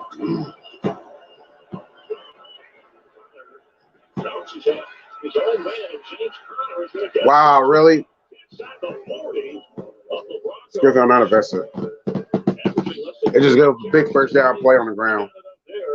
The Cardinals moving the chains, picking up 15. Boy, he sees everything jumbled up to the left-hand side, sees all those flat backs. The offense better be ready, regardless of what happens on this drive. Somehow gets back to the 40. They run more no huddle than any team in the NFL. Oh, so Colt McCoy's out? You got Trace McSorley in now. But apparently keeps very comfortable enough with McSorley to do that. It was Randy Gregory. We talked about he's going to be on a pitch count today, just back from the injury since week 4. But the foot pressure from the outside. Oh, boy. Slitter's going to do a race video, everyone. Loss of 2. Keontae Ingram. Race comments now. I'm still so like, I don't know. That's cool. You were enjoying my video. Yeah, it's a flag on play.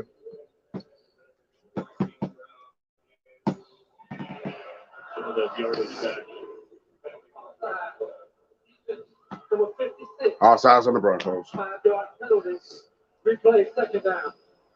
Aaron Browning called for that.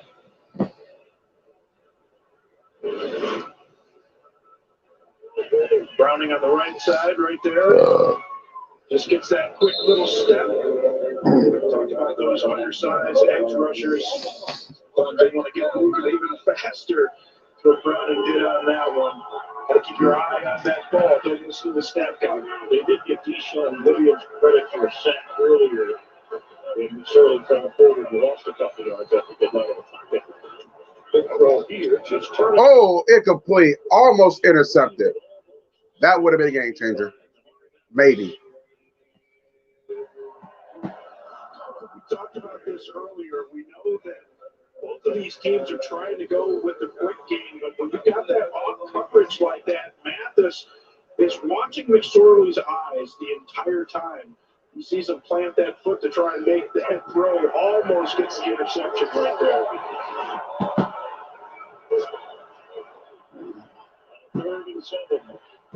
All right, 37. Ball's at the Broncos 35-yard line. Bring the blitz. Please tell me it's on the Cardinals. If it's on the Cardinals, it's fourth down. Yeah, that's coming back. So it's gonna be fourth down. I think this one's going to be on Will Hernandez.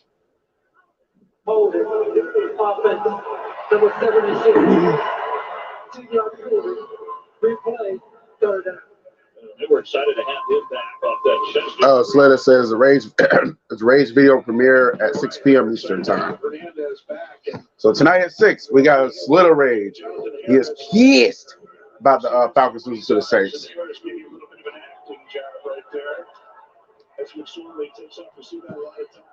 Yeah, I was kind of I was hungover through the first half of the games.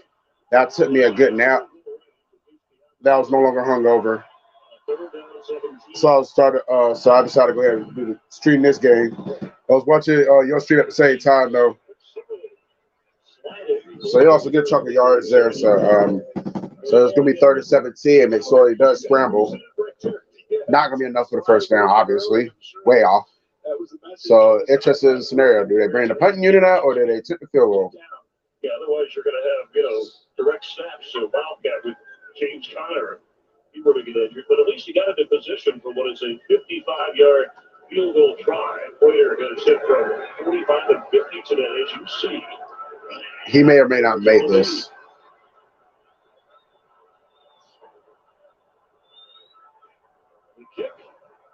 He's going to make it. It's 9-3. And he's money, and it's 9-3 Cardinals. Down to their third-string quarterback. Arizona, they have never won here in Denver in 5 previous trips. Well, gee, thanks for reminding us. Well, they have the players here in the third. My dad was Amy's alive. He used to do side jobs and stuff. Well, Amy Amore is live. She's doing the Patriots and Raiders game. $400 to $500. He just didn't want to do that. He's proud of the price he was charging. My dad instilled in me, always put people before the money. He's proud of offering a good product at a fair price. And the Patriots score as well. Looks like they got a pick 6. Yeah. And everybody's on commercial. Crap. No, good. Everybody's on commercial. I don't want to play. Oh, no, never mind. Chargers back up. Oh, they finished start the third quarter there. Hall of Famer James Lofton. I'm Andrew Catalan. We'll hear from Amanda Renner coming up. Amanda Renner. That's their sideline reporter. Bryn Renner's wife. Big ups to Bryn Renner. He was a backup. He was a backup quarterback for the Denver Broncos around. I think he was during the Peyton Manning era. He was back up to Manning and Osweiler. He played for the Tar Heels. Quarterback for the Tar Heels. by the Tennessee Titans. So this is fuck that bandwagon bitch. I didn't say go to her channel. I just got a notification she went live. What did you see here? Really unique play, Andrew. And by rule now, if a player is in possession of a pass, as this case is, a defensive player, airborne control, and when he lets this football go to get it to a teammate, if that football would be going forward, by rule, that would be called an illegal bat. It would be illegal batting in a defense in this case. It seemed to be backwards, so I think it was something averted. Man, trying to change the score. We rarely see, guys. I haven't seen it before. Like I said, it looked like a volleyball play because he caught it, and he did kind of throw it backward, but he really didn't throw it forward. This is a dry game. I'm sorry, man. It is very dry. The line of scrimmage of the Chargers. Gene, thank you very much. On first down, Herbert connecting with Keenan Allen for 9 yards. It's 2nd down and 1. Eckler, the running back, and he takes the handoff here. Eckler's got the first down and crosses the 40 as we check in with Amanda Renner. It was a juiced-up Mike Vrabel heading into the half. He said he was really proud of Roger McCreary for creating that interception at the end, referencing last week against the Jaguars where he tipped the ball, but it instead ended up as a Jaguars touchdown. That was the emphasis in practice.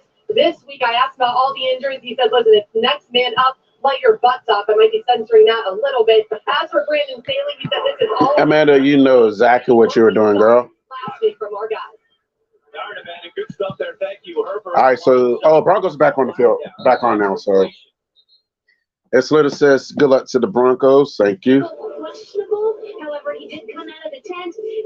And then he also says, on the bench. So best wishes to both players and a speedy recovery for Colt. All right, thank you. Okay, so Colt McCoy is out with a concussion, and another Cardinal player is also hurt. You know, don't like to see injuries, that's for sure. Oh, Slater says he needs some drummer strings. Ton watch tonight. Oh,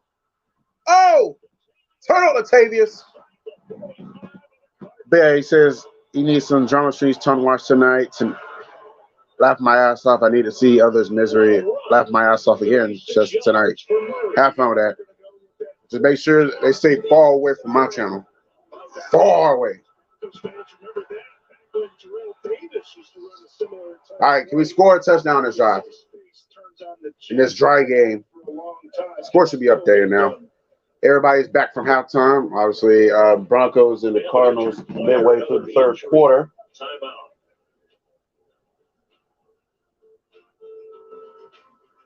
Did you know Google makes a phone? And it's timeout, so. Do you know about its camera? Like the way it fixes blurry photos. Let's go to. Magic go right to LA. Is annoying distraction.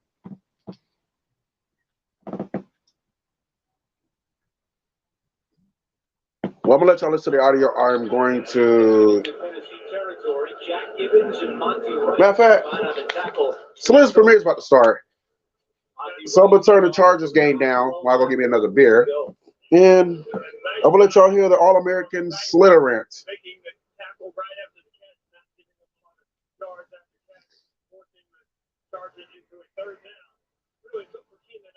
Oh, what the heck? Right there, right here. No, fuck that. Justin Herbert got sacked. Former Bronco, DeMarcus Walker, comes away with the sack on Justin Herbert. So they're way high and already laughing at the Broncos, the Cowboys.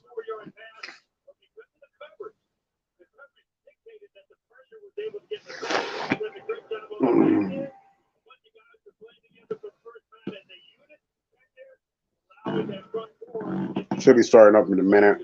I'm gonna get me a drink. As the Chargers are getting ready to punt. So Titans, go ahead and get you a touchdown. But I'm going to down you not lose fucking football.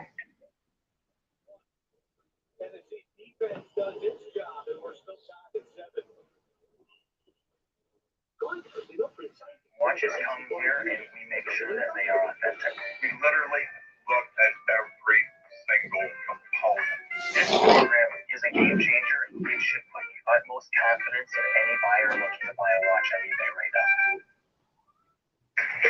lunchtime with Panera, and it is fantastic.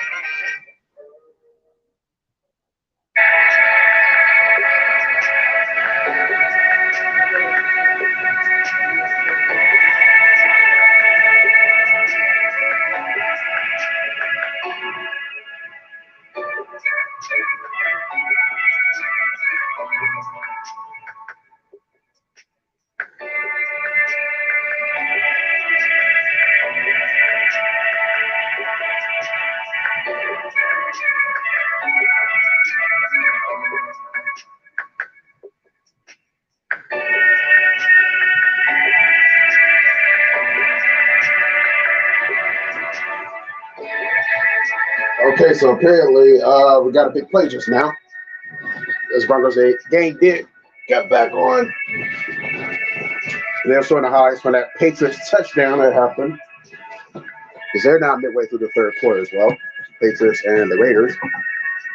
Injuries starting to pile up for the Cardinals, it looks like.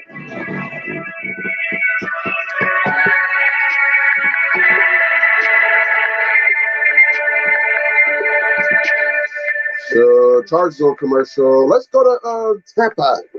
We got a red zone. We got some red zone action right here. Buccaneers up 17-3, but it's the Bengals who are in the red zone.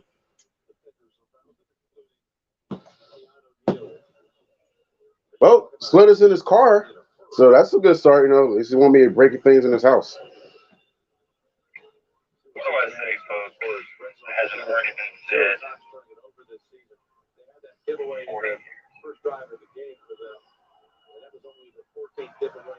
Oh, Dash is live. Speaking of the Bengals. I don't know what else I could say about this. Second and goal for the Bengals. Here's Burrow. Joe Burrow, Joe Money. Broken up. Was that Logan Ryan? Logan Ryan with he broke up the pass. And it's going to be third and goal for the Cincinnati Bengals, the defending AFC champion. Send it for Irvin, by the way. I like those jerseys the Bengals got. That white, it looks crisp. I like those jerseys.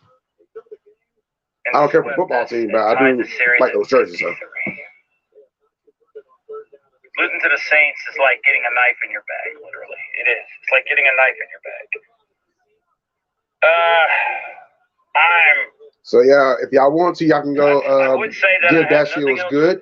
He is streaming. The Bengals and the Bucks. And I'm sure Cam Dawson's at the game. Probably drinking this good beer. And, or I don't know, he may drink Bush. But I know Cam Dawson is likely at the game holding his collective breath that the Buccaneers can go ahead and finish off the Bengals. Meanwhile, incomplete pass intended for Jamar Chase. Broken up again, so the Buccaneers defense.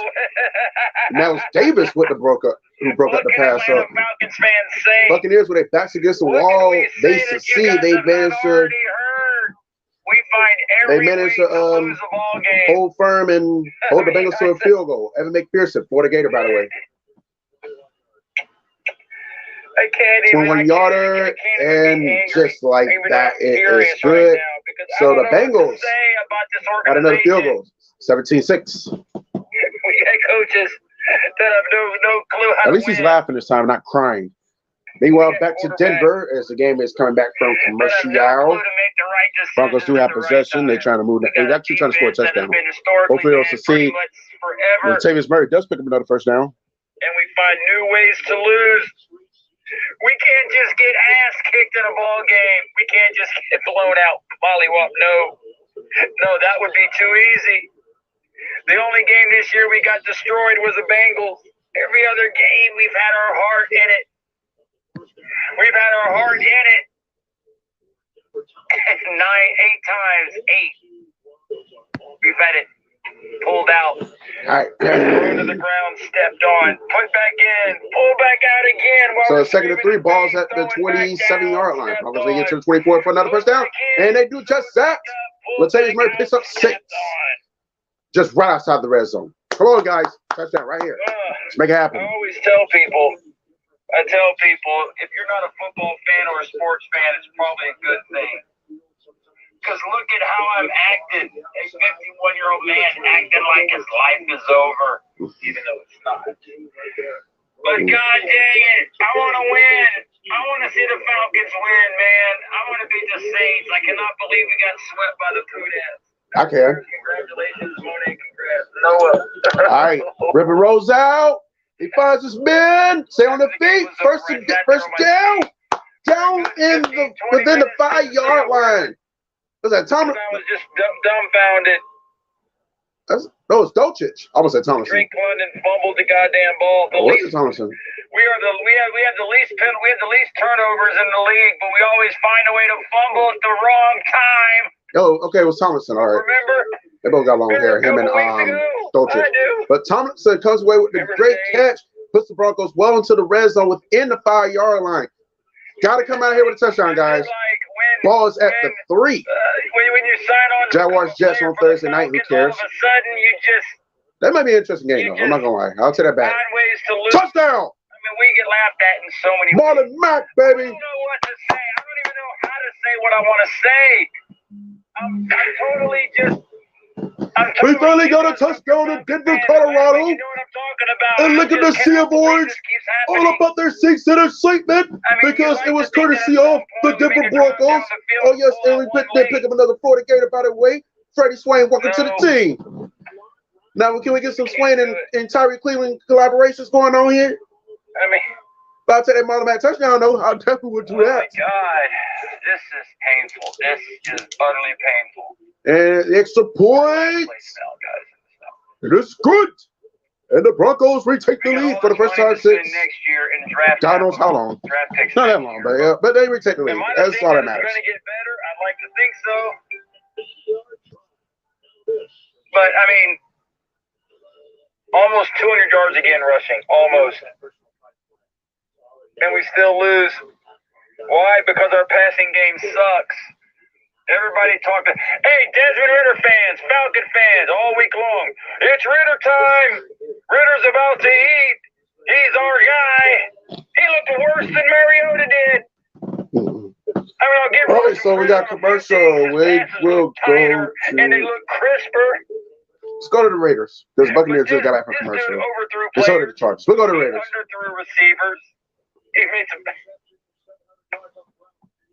He didn't even have 100 yards to my knowledge. 17-10 in favor of the Raiders. Goddamn, game already back on.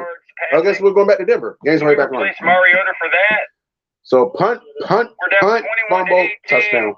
Those are the last 5 possessions by the Denver Broncos. 2 of those punts, 2 of those possessions were 3 and out. Of New Orleans on a little slant post. We actually convert a 3rd down and 5 for a first down, and Drake London fumbles the goddamn ball.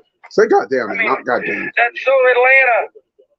That is so Atlanta. I don't get it. You're a customer, just don't even mention that word in the reference. Should be praised because we all should be in a mental institution. We should all be in a psych ward.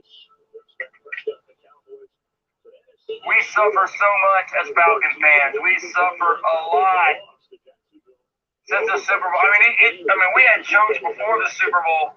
But since the Super Bowl choke in 2016, we have suffered so much, and it doesn't stop. All right. Dude, Matt Ryan is so the Cardinals come back out after that. We're going to see how they respond, hopefully with an interception. So it's the Trace McSorley show the rest of the way. And they start possession. They on 25. Oh, incomplete, broken up. Tied to that. We can't get a break. Man, Drake London, I had to smack you upside the head with a pillow. There you go. Starting to smack you with a pillow again. Oh, I will be doing that bet Friday, by the way. Friday or Saturday. I will pay up to the bet I made with Sports Live and ATL. And I got to get my phone fixed because I do have a vlog coming. I just got to get the phone fixed so I could I think it's a battery. I think the battery's just dying out. So I'm probably just going to get that replaced.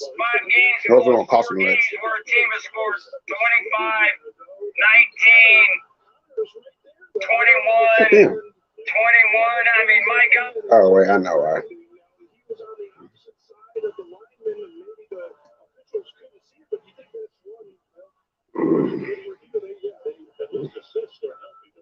All right, so hey, 2nd and 21.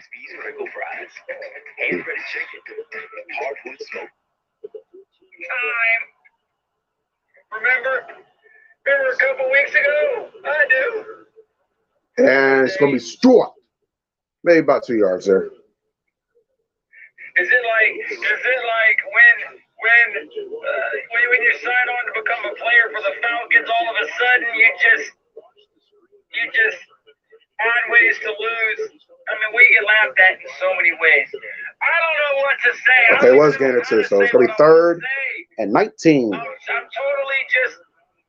totally, you guys know if you're Falcon fans or Atlanta fans, you know what I'm talking about. I just cannot believe this keeps happening. I mean, you like to think. Come on, big stop, guys. This happens.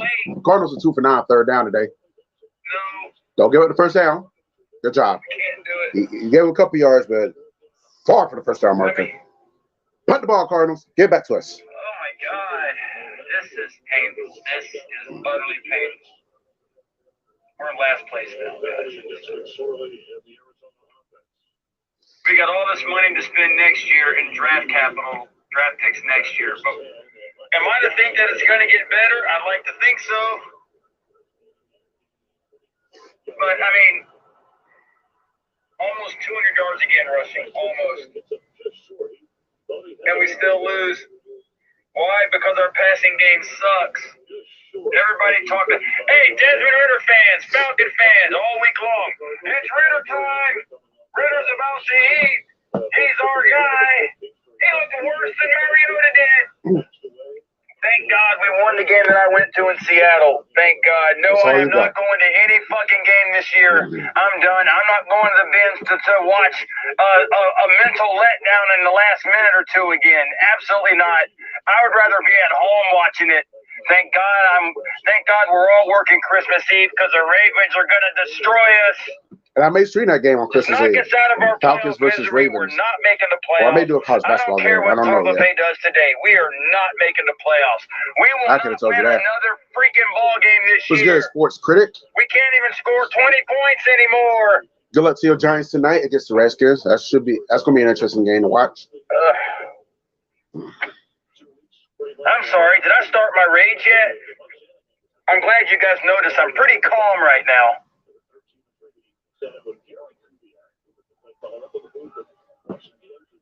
Don't worry, the rant is coming. The rage is coming. It's not done, y'all. What else could I say? Stay tuned. What else needs to There'll be more. I cannot say anymore.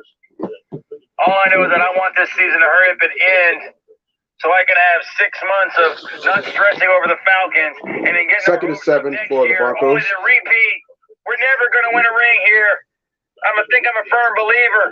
I don't think we're Bengals ever moving going down to the win a field. Super Bowl here in Atlanta. So next time the Broncos go on commercial, if the Bengals in the red zone, we will go to Tampa. 6'4" Italian who's a diehard Falcons fan. I am so diehard, and I want this team to win so Patriots? bad. Patriots almost in the red zone as well. Those 2 Super Bowl losses tough. Did he get a touchdown? No. We could have had it wasn't a touchdown. Ring.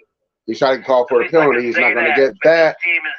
Meanwhile, Rippon just got sacked yet again. Nothing new. Doomed for failure, I tell you. Pitiful ass offensive line. Y'all niggas suck, man. Y'all really do. Need to fix this offensive line next year. God, we'll get a better offensive line coach. This is ridiculous. Excruciating ways. Russell Wilson getting his ass kicked, and so is Brett Rippon. I'm kind of glad Matt Ryan didn't come here because I was kind of open to Matt Ryan coming to Denver once the Falcons got rid of him. And Matt Ryan would probably get his ass kicked in his offensive line as well. We were 4 and 4, offside. 5 and 9. I would say Matt Ryan probably get his ass kicked here too if he was on this team. We are 1 and 5 in our last 6 games, and only 1 game was a blowout. Everything else was within our grasp to get the win, and we found a way to lose 5 of them, 4 of them.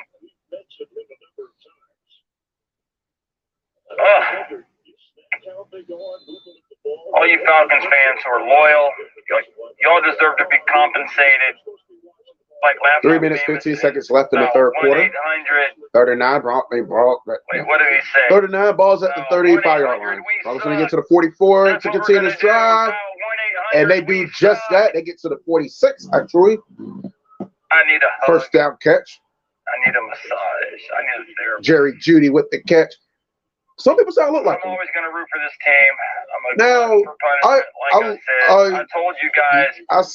I looked at him. Everybody was like, oh, I looked at his pictures. He's the next thing to And slice bread. because people say I look like Tracy Morgan too, which I do not see that comparison whatsoever. But the Jerry Judy one, I can kind of see that one.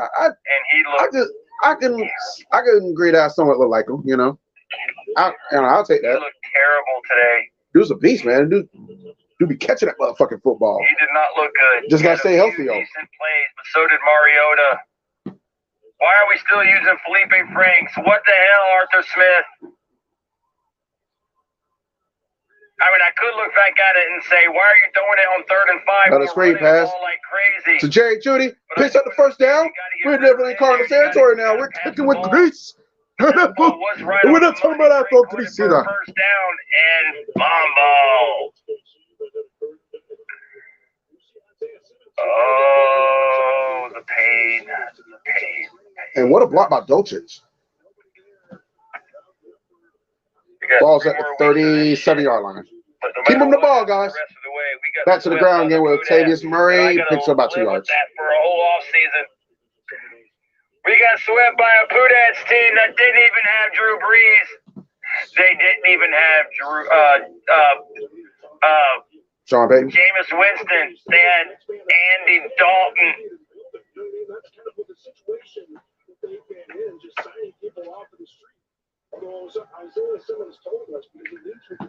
Oh my God. 2nd and 8 for the Broncos.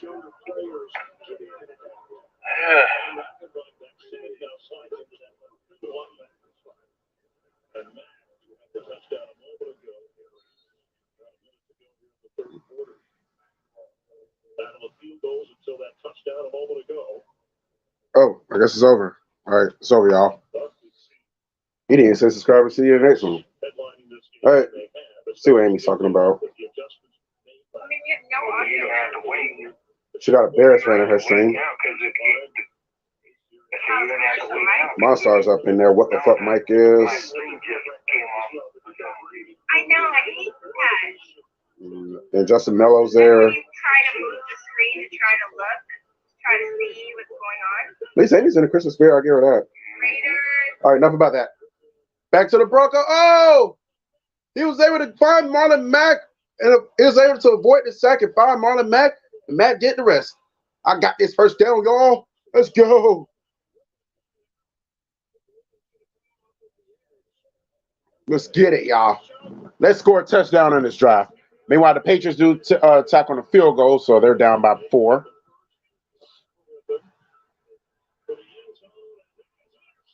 No!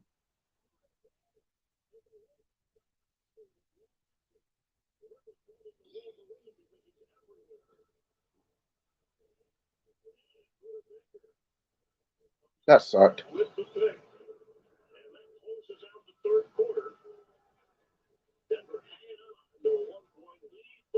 Yeah, he threw that in double coverage. And Sauber had no chance of catching that one. Oh, that's in the 3rd quarter, by the way. Damn. Drive looked so good, and then we close out the 3rd quarter with a Brett Rippon interception. That was on Rippon. He threw that in double coverage. You can't do that, dude. I'd rather you sit the screen passes and do that.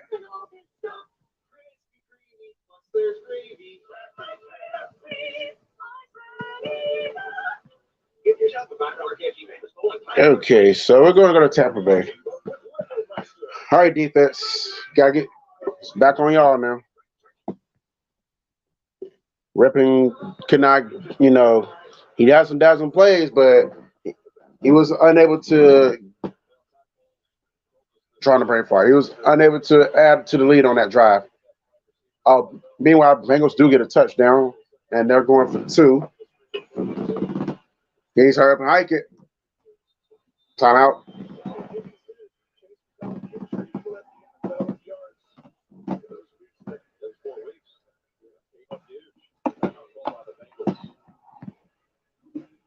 Tom Brady with a hat on. Your day done, Tom?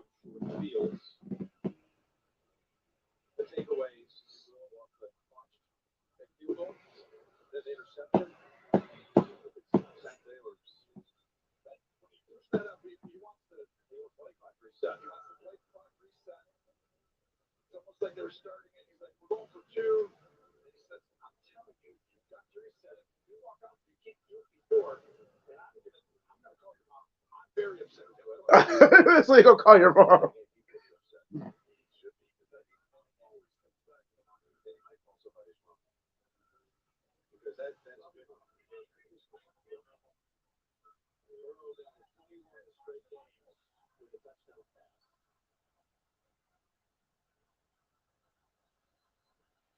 All right, Bengals going for 2. They did get the touchdown.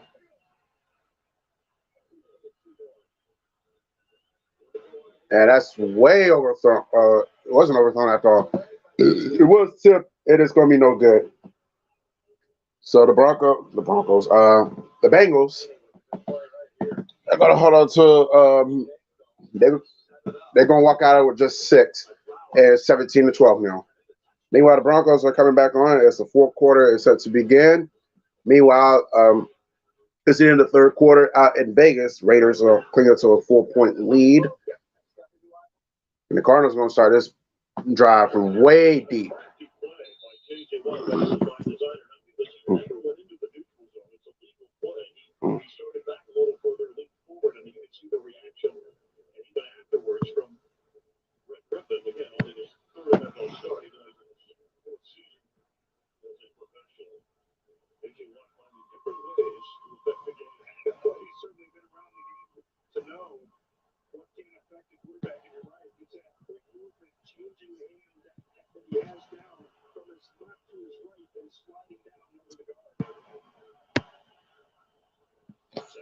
All right, 2nd and 8. Ball's at the 4. So the Cardinals start possession at 2.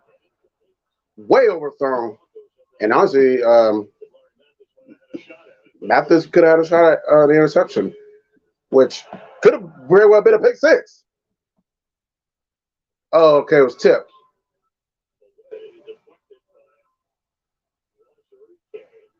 That's a big dude. Number 96. Very big dude.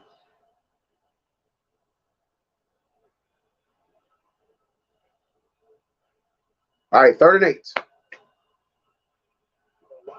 Win this drive, defense. You got to pin. It's pinned deep. Get 3 and out. We're in business. All right, Missouri. He goes deep. Overthrown again. So quick 3 and out for the Cardinals, which means it's a win for the Broncos defense because guess what? We're going to get the ball back. We may have good field position. Depends how this punt goes. And God forbid they muff the punt. All these games are close. Really close games. Nobody's really pulling away from one another. Chargers and Titans are tied at 7. They still tied at 7. 5 minutes, 23 seconds left in the 3rd quarter there. But they're on commercial. Everybody's on commercial except the Broncos. That's a good point. Can he get in the Cardinals territory? No, he doesn't. Broncos will start possession at their own 44-yard line. Okay, the Buccaneers game is back on TV, and so is the Patriots and the Raiders as the 4th quarter begins out in Vegas. 5 minutes, 42 seconds left in the 3rd quarter out there in Tampa, Florida, as the Bengals get ready to kick off. Down by 5.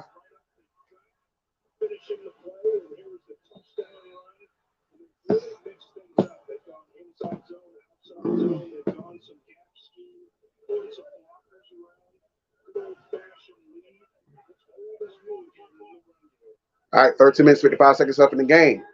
Broncos with another opportunity to add on to the lead. Starting off with the ground game on this drive. Murray does pick up some positive yardage after dancing around the backfield.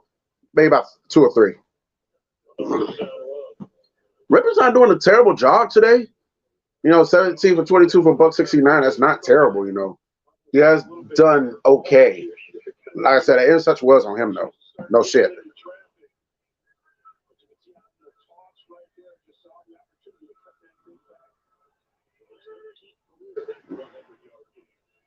I was close. Almost a false start. Brandon Johnson comes away with the catch. Picks up a good, decent amount of yards. Looks like we're looking at 3rd and 1.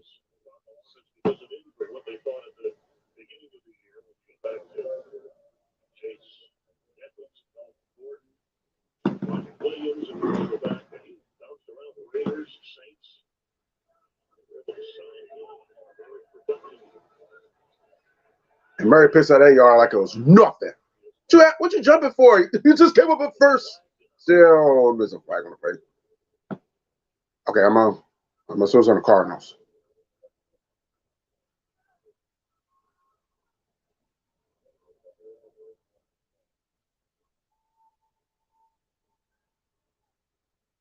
Discussing the right side of that offensive line. People too far into the backfield. Getting a little conference there to discuss it.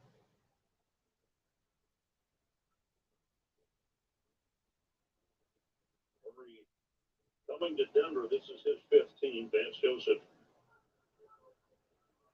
is upset, but the umpire, let's look at the upper right here, Robert. Yeah, he comes running in, wanted to stop it. So I guess the rules are they would void the play if an official, let's see what Jerome Boger says. 12 on the field for the offensive position. That penalty is declined. The result of the play, first down. Move the chairs, bitch. That's why Vance Joseph may be upset because. Oh wait, that's that same motherfucker that had that bad call in that Falcons Buccaneers game week 5. Called that roughing the passer penalty on Grady Jarrett where it was a clean sack on Tom Brady. Then we gotta watch out for that. Then we gotta watch out for him. Hey, that's a good call though. Today on that one because it was 12 men on the field, but definitely gotta watch out for him. That's right. Now I kind of really hope the Broncos can salt this game away because we definitely don't want him to determine the outcome. Running in, and they're going to snap the ball. He's off. He's off the field. There's another player who didn't get off in time. Either way, it is a first down, so they did accept the penalty. Murray may have not reached the 42 to get it on that spin move. Yeah, that was Christian Matthew, number 35, that was trying to get off the field there as well. Marlon Mack is the running back. He gets the football as a hole there down to the 35-yard line. Mike Pereira, our rules analyst, watching closely. Mike, help clear that up for us. Yeah, there is a lot to clear up. Here's the thing, really, Chris. They never should allow that play to happen because the umpire was not in position. They have to let him get into position. So they should have shut down the play. And there should Second have been a 4. first down. Way to pick up on the blocks there. Freddie Swain. Days ago, from the Dolphins practice squad over Seattle Seahawks, worked with Russell Wilson a bit. Well, that's the second penalty that we've seen from this crew that seems a bit questionable. Wait, what? The Bengals are already back in the red zone? Then they're knocking on the door to take the lead. Clearly right there, they should have. Patriots are driving, by the way, too. Hey, look, it's Randy Shannon. He's probably so happy he's away from Miami Hurricanes. No, he's not. Oh, cut the corner, Marlon. First and goal. They have taken over this football game. Boy, just nobody setting this edge. They go with that old toss again. What a block, too. There's no way that Max get to the sideline like that. Finish him off, guys. He's got to come up. Normally a safety throwing in an alley in a situation like that. A 17-yard run. One of the last 3 games, and another guy who was picked up because of all the injuries. Ball's at the 10. Back to the ground game. This time it's Latavius. And does he get it? He got it. Touchdown, Broncos.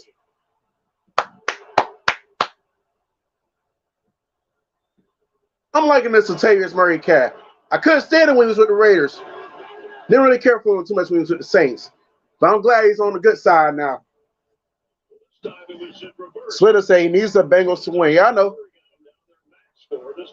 I don't know if it's going to matter in the grand scheme of things because the Falcons lost, but yeah. Whatever that really means. Falcons won't win another game this season. You might beat the Cardinals. You're not beating the Ravens next week. I agree with you on that one. And you definitely, and I don't see you beating the Bucs. You might beat the Cardinals in 2 weeks, but that's it. And export is good, and we got a 17-9 lead, y'all. touchdown of this season. Meanwhile, the Patriots add on the field goal, so we're going to go to Tampa. Let's see if it's Saeed Kukuzo this drive. Right at the end, and this is why the Bengals are so hard to hold down throughout a game. They got too many weapons. Oh, they scored a touchdown, so the Bengals do take the lead. They're down 17-0, and now they got the lead. And they're going for Dose again. They are unsuccessful the first time around. Let's see, can they make up for it the second time around, like the Shalimar song. And this time they do make a 2-point conversion. So it's 20-17 Bengals. I know it's also Cam Dawson to watch his Bucks blow a 17-point lead. But you gotta get credit. But you gotta think that Dashi and Flimlo are really pleased with this right now. You know, their team fall back and took the lead. We know y'all can cook real good, but sometimes the fam just wants Popeyes for dinner. And since our 10-piece box packs lots of our juicy mixed signature chicken, everyone can. All right, so now we're forced to go to LA because that's the only game that's on TV right now.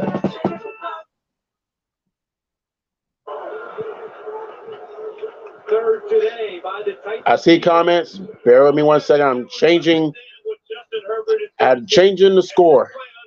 We're going to go into it, and we're going to stop it. I changed 3 scores. Meanwhile, the Titans and the Chargers still at 7-7. And this game you listen to right now to at least the Broncos get back from commercial. Short of SmackDown commercial. For if you're a wrestling fan, I guess you can catch it every Friday night at 8 p.m. on Fox. 8 p.m. Eastern time though. Check your local listings. A 45-yard punt. Back to New York, NFL Today update. JB still sitting. Everybody show the Broncos highlights. Oh, it's showing the Buccaneers. Well, in this case, the Bengals. So Joe Burrow finds Tyler Boyd for the touchdown, which gave them the lead. And like I said, they did get that 2 points. So 20-17 Bengals, who are on top of the AFC North with a 9-4 record. And they're probably thanking the Browns for beating the Ravens yesterday. So now they got a chance to get a leg up on the Bengals, on the Ravens, excuse me. Meanwhile, the Buccaneers trying to win this game to create some distance between them and the other 3 teams in the NFC South.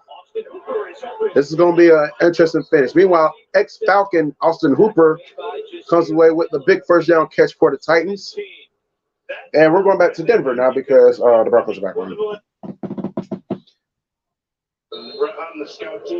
Slater says, "Oh joy! No matter, I still want to win. I know you want to win. Just because you say that you don't see the team win, it's not you say that you don't want to win. You know, you feel like I feel like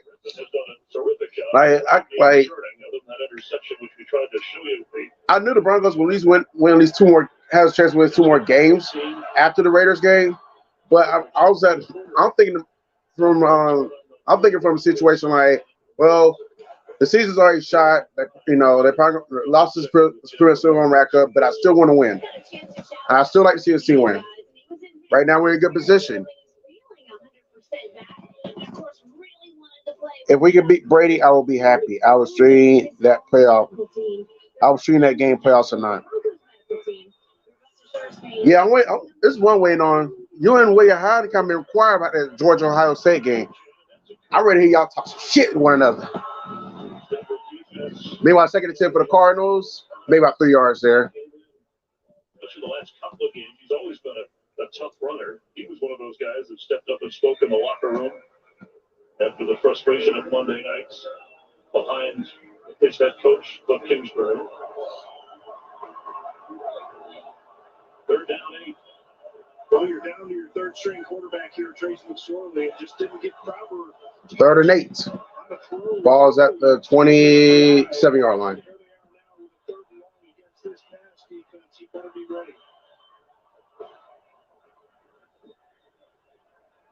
Interception, baby! Taking the distance, Justin! Oh, he got tripped up. First and down, though.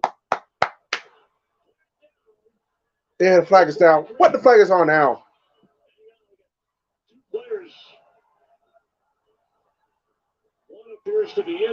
If this interception holds up, no excuse why you don't score offense. No excuse. The injured Cardinals. You better score.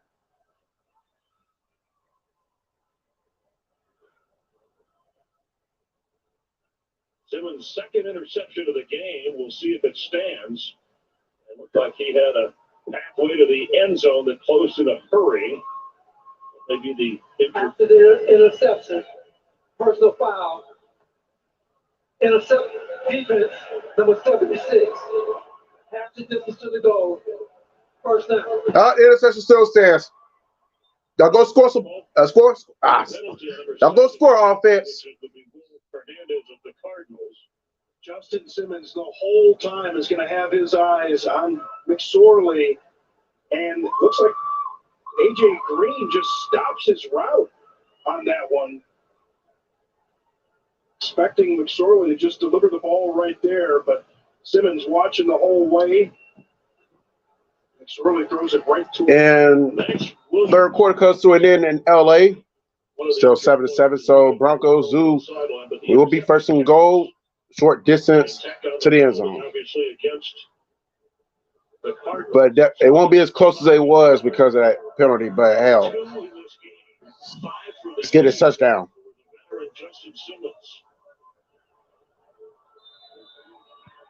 Oh shit! That thing been at halftime. I'm gonna change that to third quarter. Okay, no, they right. Okay, right where the interception will stop being where Justin Simmons will stop. It's only 5 yards. You can do this, guys.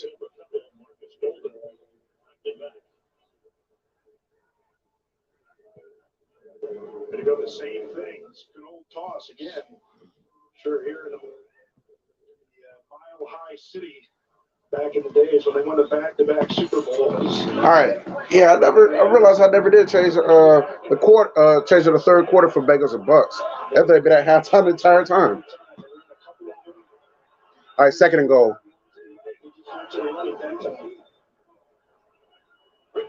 Touchdown! Touchdown! Tomlinson!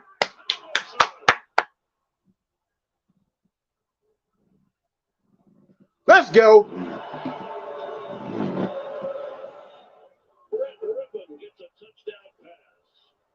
And the Oscar goes to Brett Rippon.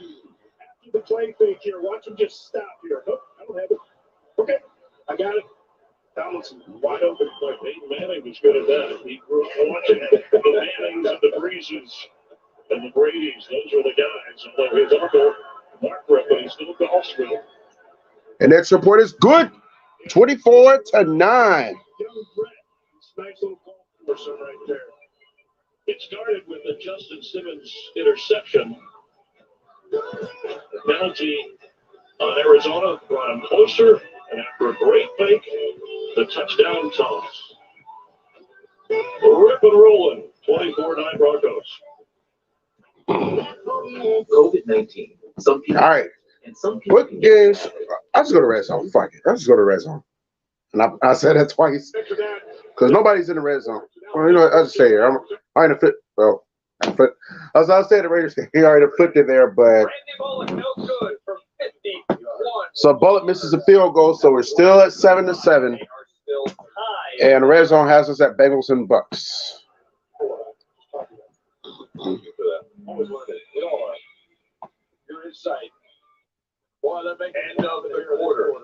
Wow, Bucks turned the ball over again, recorded by Bengals, 3 straight, I believe. Receivers. Zay Jones topped the list. He scored 3 touchdowns. Whoa. Like I said, teams are loser, but we can't win. Coming down probably week 18. Yeah, it's coming down to week 18. It's like I don't know who the Buccaneers have left. I know they got the Falcons the final week of the year. I honestly can't remember right off the top of my head who they got after the Bengals today. I want to say they already finished with the Bucks. I mean, not the Bucks. The Saints and the Panthers. You know. So you said there's a chance. If you're in the NFC South, it sure is. Hell, we was in the NFC South. We're still being the playoff big Sue. Oh, everybody's on commercial now.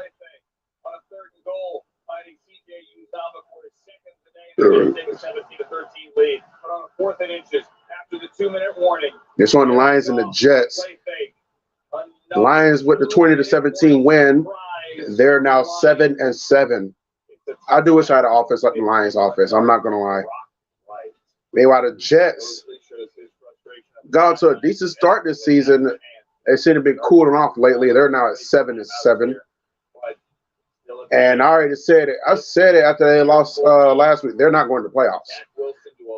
So thank you, Lions, because you're going to help the Jets continue. You're going to be part of the reason why the Jets hold on to the after streak of missing the playoffs. Because had the Jets made the playoffs this year, unfortunately, these guys are next in line for the longest playoff drought. So likely we'll still have the second longest playoff drought, which is still not good. But at least it's not the longest, though. All right. We got football, y'all, in Denver. Cardinals now probably going to be in desperate mode, down by 15 points. I don't give a shit. I want another. I want to pick 6 now. Run the score. I don't give a fuck. Run the score. Make this the only game in this time slot that's not close. The rest of these are going down to the wire. Hey, I would not be surprised if the Titans and Chargers game go to overtime. Meanwhile, the Patriots got the ball. They're going to have the opportunity to take the lead. Bengals and Buccaneers about to start the fourth quarter there. All right. Chase Massorda, 2 for 8, 22 yards, no touchdowns, 1 interception. He finds D-Hop.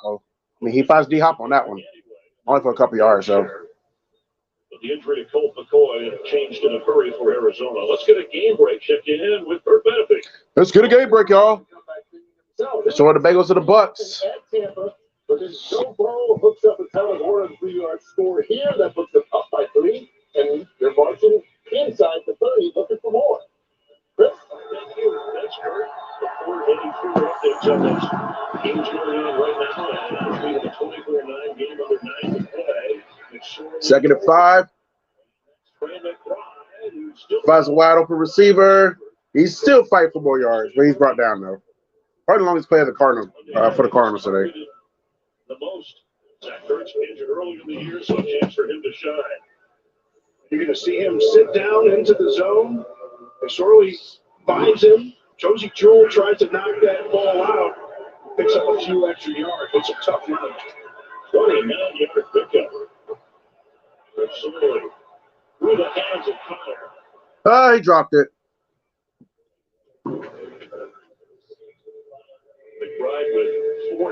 It's 43 degrees outside, according to my phone.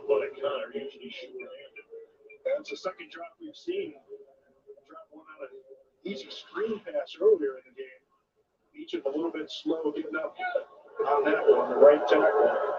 I feel like I got a bump underneath my lip too.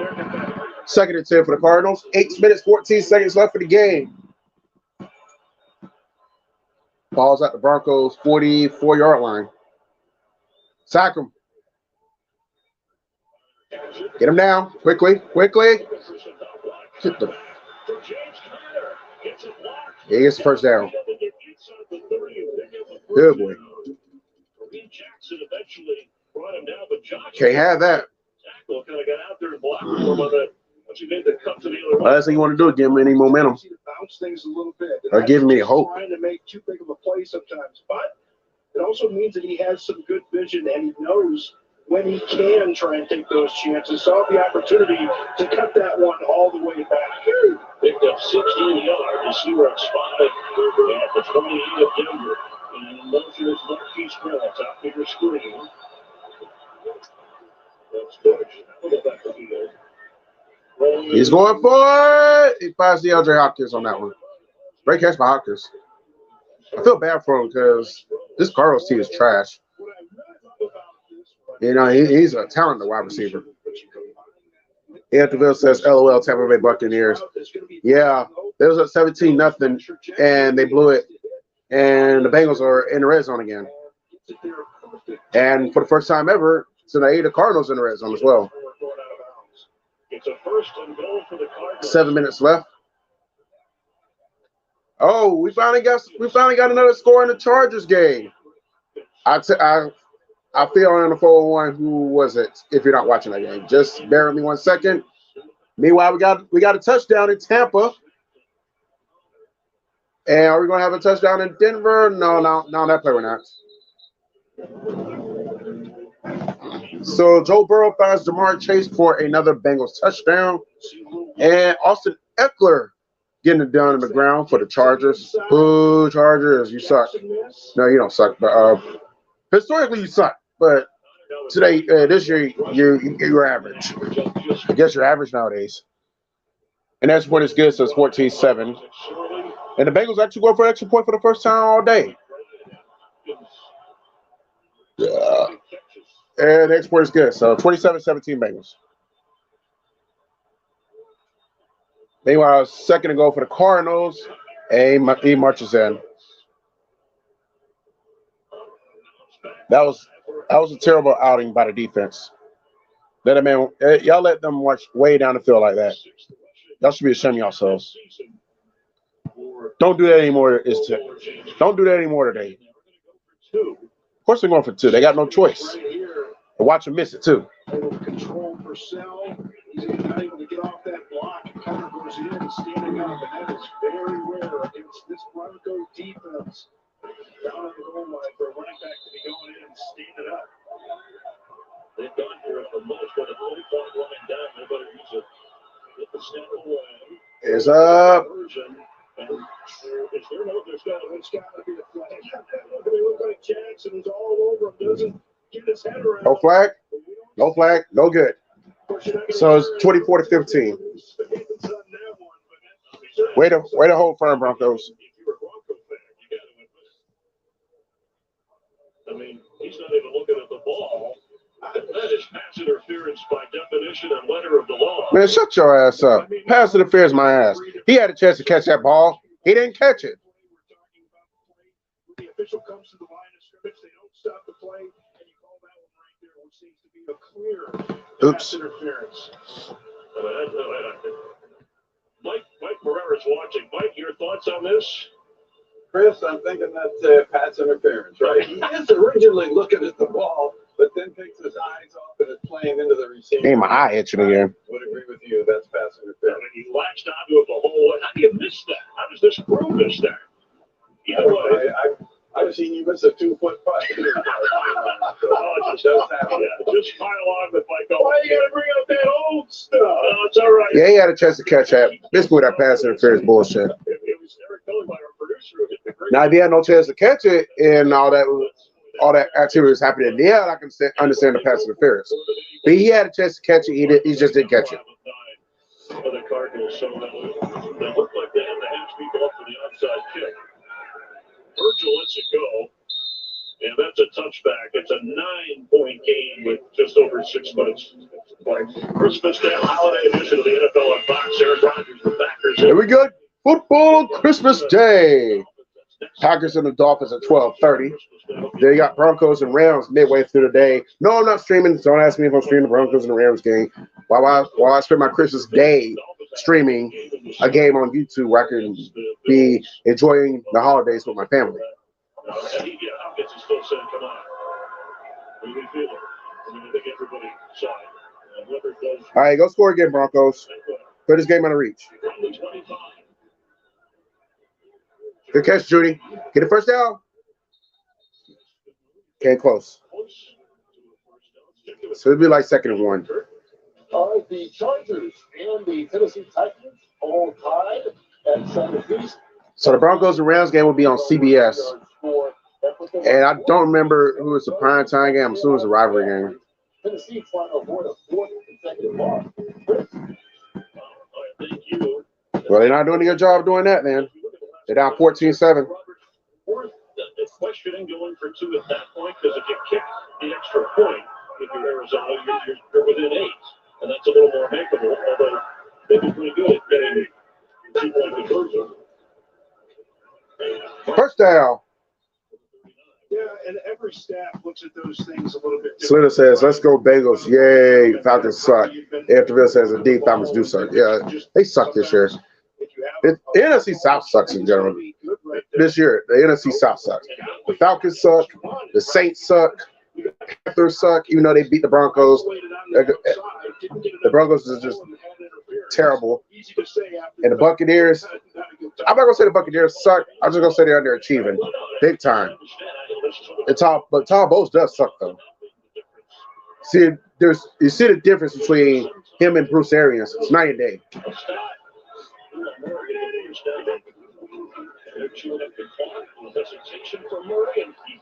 Latavius Murray picks up about 8 yards there, almost near midfield. Averaging over 6 a carry. And just right up the gut.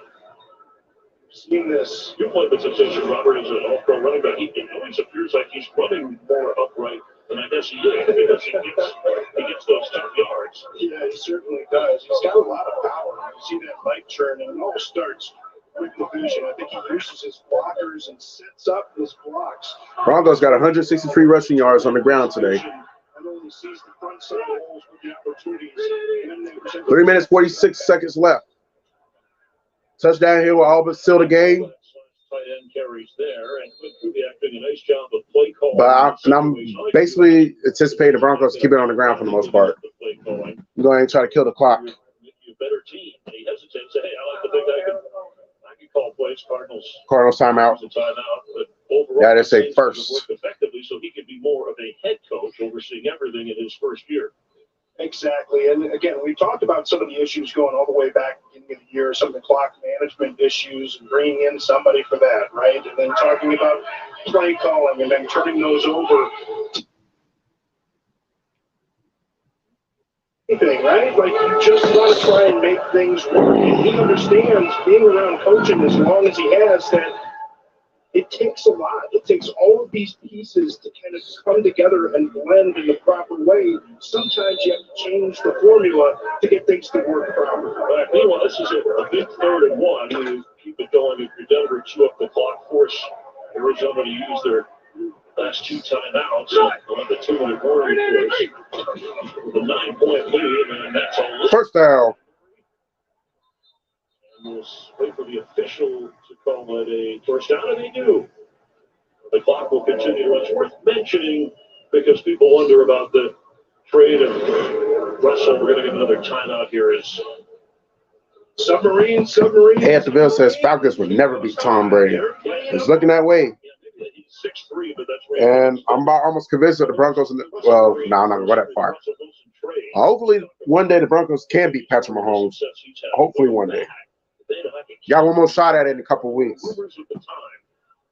Aaron Rodgers with all his contract situation, that wasn't settled. Yeah, I got to get this phone repaired. Retired? Did he want to be traded? Was it going to be, So the Cardinals do burn a second time out after that first down. But then like about that before the Russell Wilson trade. He said, well, let's just say things worked out for the best. For all parties, right? All involved. Rodgers will have to do some work to get into the postseason with Green Bay's record. Murray carries again. Packers are not going in the postseason. Shut up.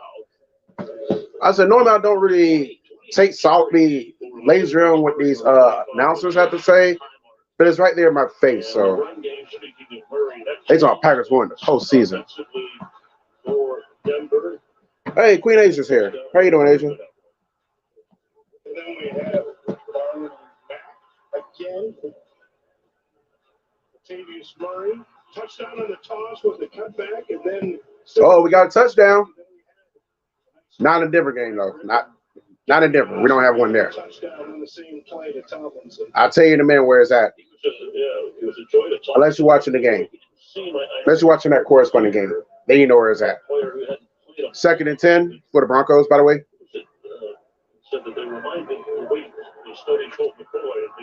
Cardinals do burn in last time out. So the Broncos only had to score anymore. They get like 2 more first downs, game's over.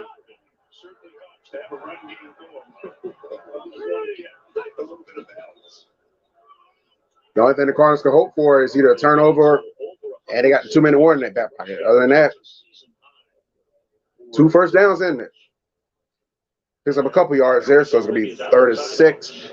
Meanwhile, touchdown Patriots, and they take the lead. Even up to the Raiders, consistently blow leads. They've been doing that a lot this year. A week ago in that game against Kansas City and the way that they fought back, and I think something that we saw, and I know that he was injured on one of those running plays, but something we saw was Russell Wilson using his mobility not just to 36.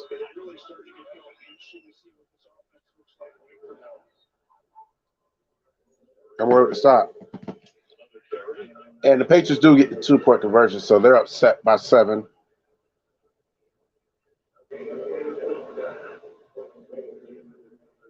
Most consecutive losing seasons. Something that Nathaniel Hackett was hoping to change with Russell Wilson. In the first-year offensive numbers not good, but you have seen them play hard throughout, save for the Cardinals, no matter the circumstances. Yeah, both sides of the ball, right? I mean, you know what they've been able to do defensively this year. Guys playing with a lot of intensity. Well, they can take the penalty here, so we have one more tick before the 2-minute warning. Arizona out of timeouts. It's the first Denver punt of the second half. It's a Denver timeout to set up the punts. So, there it is. I'm moving the Patriots. Arizona will have a chance with the football to cut into the lead, but even with a touchdown and a 2-point conversion, you're going to come up a little short, which is why that missed call of DeAndre Hopkins by the officials is a little large. No, it won't.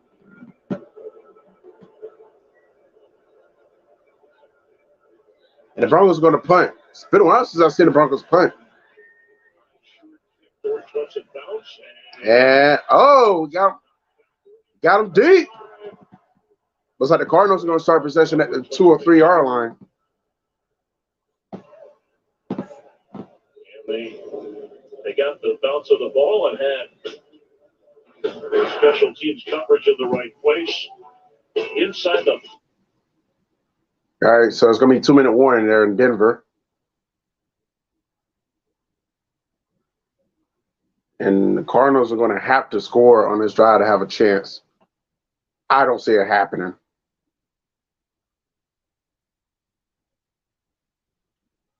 To everyone who allowed us to tell their story. Thanks to producer Devin Ruffles-Nunez, who put that together. And special thanks tonight to Terry Towsey, who edited that piece and who is retiring after 42 years at NBC News. She brought her special touch to so many of the pieces that you see right here on Nightly News, as has producer John Boxley, also retiring after 33 years in our LA bureau. Our best wishes to both of them. That's NBC Nightly News for this Sunday. Lester Hall will be with you tomorrow. I'm Kate Snow. For all of us here, stay safe and have a great night.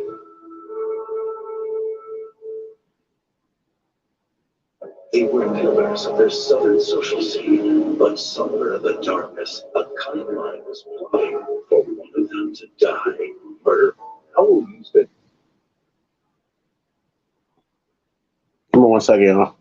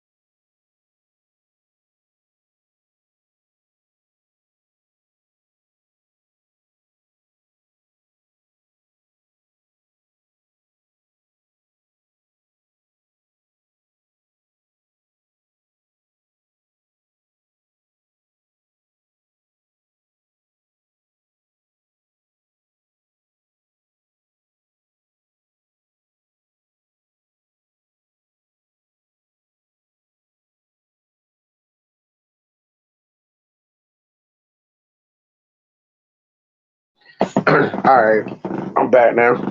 And so it's the Broncos game. Coming off the 2-minute warning. Cardinals likely have one more chance to cut it to the score. They have no timeouts, so it's not looking good for them. Turnover ends it. If they don't score, game's over. Hunter picks up a first down. That'll be interesting to watch, of course, during the course of the week because we hear that it was concussion. I appreciate. Oh, did my song again. I appreciate everyone who's tuned in today. Hopefully the Broncos can come away with the dub. It's been a while since the Broncos won. They only did one string system. Never mind. Interception. Game over. That's ball game. I was going to say that before that interception is that I streamed the 49ers game back in week 3. The Broncos won that one. And only streamed one Broncos game since, which was the Titans game, week 10, and they lost. So it feels good to get a Broncos W, let alone get it on YouTube. So, and that makes the Broncos 2-1 against the NFC West, 2-2 against the NFC overall. The only NFC team left to play is the Rams, which is next Sunday, on Christmas Day. And Cardinals have no timeouts. So the best part of football, victory formation. Whew, feels good to win. Feels good. I'm actually gonna go to work happy. Well, not. I don't want to rephrase that. I'm actually going to go to work with a positive note tomorrow. It's been a while since I was able to do that. Gotta go back to like right around Halloween. Since last time I went, had like a victory. Go to work after a victory. It was a victory Monday. It's gonna be a victory Monday. And the Broncos are undefeated against the Cardinals at Mile High. They improved their record 6-0 against the Cardinals. Broncos just own the Cardinals. Right? The Cardinals only beat the Broncos once. That was in Arizona. That was in 2010 during the Josh McDouchebag debacle, whatever.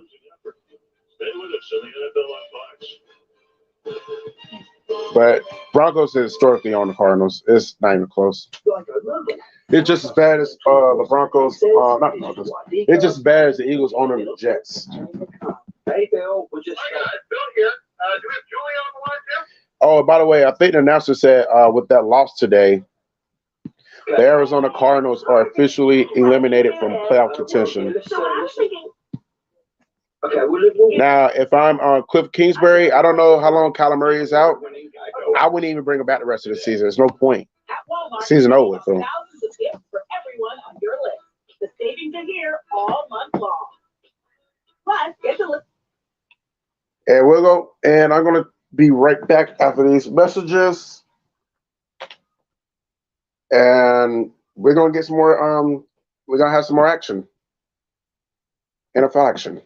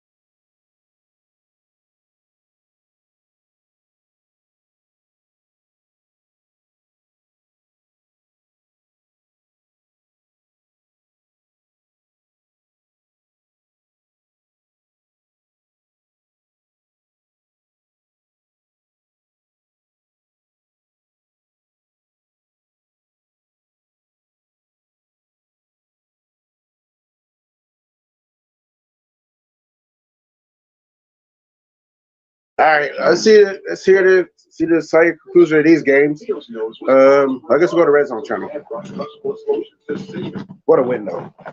It was a great sports weekend for me. I know the Gators, they got pummeled by Oregon State, but it was a 50-50 chance they win that game anyway. I wasn't expecting them. I wanted them to win, but it wasn't expected. So I wasn't really upset by that. I would have been upset they got shut out, though. Thankfully, they got that field goal to close the seconds to at least avoid getting shut out. I'm telling you, that was all Irwin. They fake the pressure, and they're going to run a screen because you think Todd Bowles is coming after you. Lightning won last night. Did the right thing and bails out. Watched some good college basketball. The Carolina game was pretty good. Carolina scored back and won in overtime. First one in the building. Last one to lead kind of a guy. I had a good time at the Christmas party. You know, that's not sports, but I had a great time at the Christmas party last night. I woke up with a hangover. That did not go away but it did not go away to about 2 naps. And the Broncos won. And the Falcons lost. And the Raiders might lose. She's got sent to overtime by the Texans. That was all else wanting to see. You know, they won. Fucking bastards. Yeah. The 4 turnovers on 5 possessions probably didn't help them. The outcome for the Buccaneers. You got to give the Bengals credit. They do this a lot. Okay, in 4th down, and pretty much the game here for the Raiders. They are out of timeout. We're back from the 2 warning. Raiders are up 17-3. We're in Vegas now. 24-17 Patriots. 1 minute 54 seconds left. 4th and 10. Raiders have no timeouts. They had to get the first down. This game is over.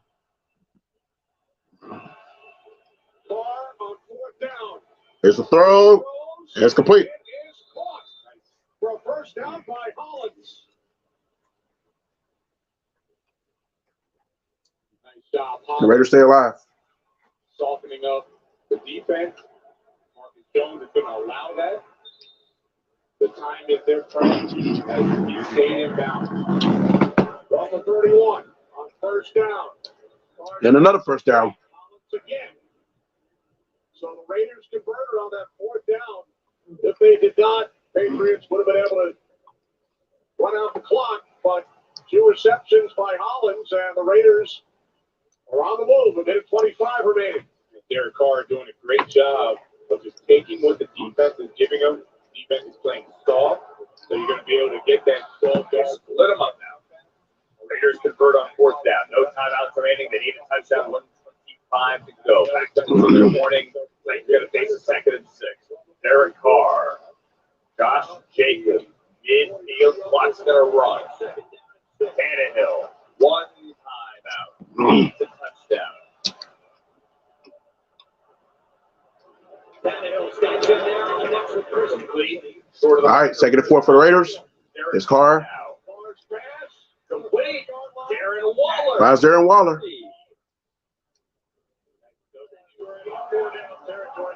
3rd and 1 for the Titans. 49 seconds left. The Raiders have enough time. Ball's at the Patriots 30. Now Carr. Up the Patriots. Carr rolling right. Carr throws it out of bounds. Clock stops at 37. Dr. Hilliard, who was injured last week, the rookie carried the ball a lot of attention. Tannehill wants the screen. Doesn't want that. Right there.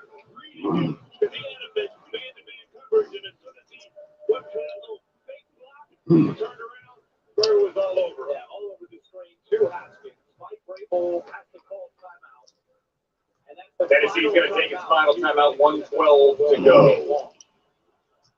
Full screen. Vegas from the 30. They need a touchdown. Carr. End zone. Touchdown.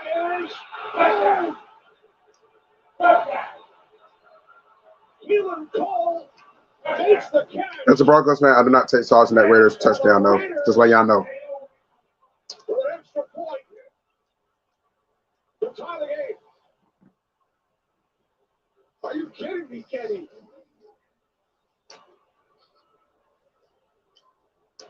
Keelan Cole with a phenomenal catch. Keelan Cole, as it stands, we're an extra point away from tying the game. Where does Josh McDaniels go for 2? Second and 12. I hope he goes for 2 and misses it. Also, we have the Bengals now in the red zone. Beat down. Hey, Bengals back in the red zone again. Oh, I see y'all Titans. 30. Okonkwo.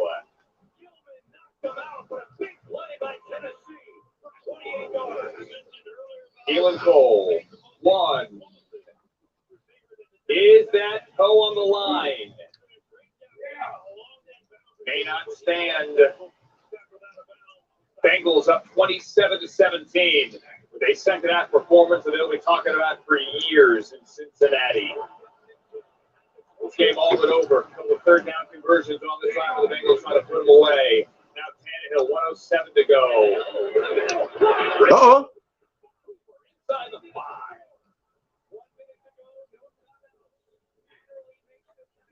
Tennessee can actually take its time now. But now they're going to get a break. Staley calls timeout. And a third down here for the Bengals and the red zone. Well, they're Come on, Titans. what was ruled on the field to be a touchdown for Keelan Cole. The referee is Ron Swerberg. But help comes obviously from New York on all scoring plays, regardless of the clock. We're at 32 seconds remaining. See anybody comment? All right, no comment. 6. Oh, they challenging the CD had both feet in. First and goal for the Titans. It's a touchdown. Titans in the red zone, so are the Bengals. He'll get a touchdown. 59 seconds left after the Chargers. Tennessee doesn't have one remaining. Oh, Tannehill's back, okay. Finds Derrick Henry on that play. Again, they have time. 50 seconds left. Oh, 51 seconds left for the Titans and the Chargers. Patriots Raiders also in the final minute in regulation. So they still trying to challenge oh, 4th and inches. Taking a while on what was ruled on the field to be a Keelan Cole touchdown from Derek Carr for 30 yards.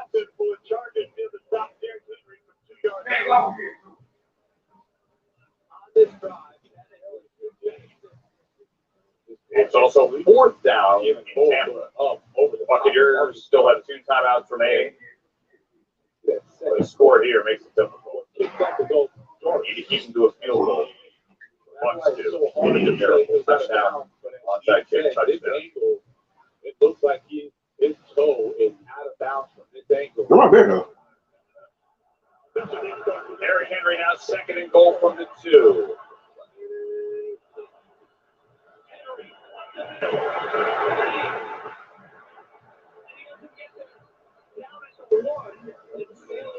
Inside the 1, it is 3rd and goal. And the Chargers call their final timeout. Let's see, I got me another beer. 4th down for Joe Burrow. Here comes Ron Corbett with the All right, here we go. Roll the play. Oh, they gave it to him. Touchdown Raiders. Wow. Looks like the Bucs jumped off sides, by the way. It's going to be first down for the Bengals, I think. Out of bounds, I could see it making it hard for them to reverse that at the touchdown. One more time. Offside, first down Bengals. Right foot down, it's the left. We'll be talking about that one tomorrow. Looks like it was out of bounds, but again, in Boston and in Vegas and in anywhere you talk about football. Daniel Carlson has tied the game 24-all with 32 seconds to go. Now the Titans 3rd and goal. Chargers out of timeout.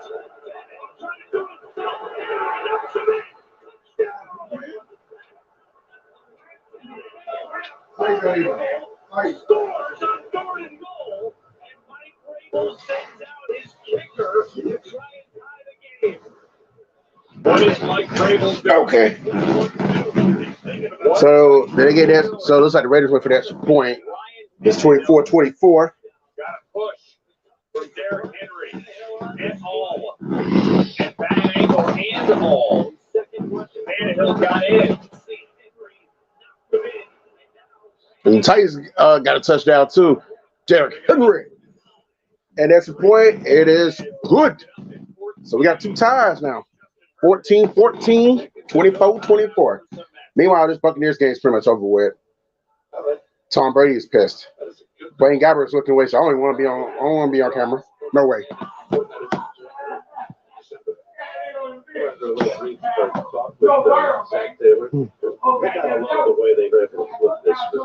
Lit him up again.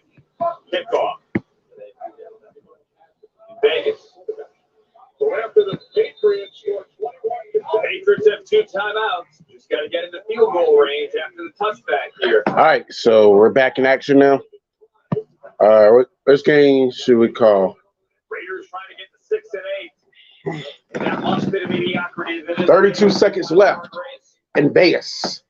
48 seconds left in Los Angeles. Joe Burrow.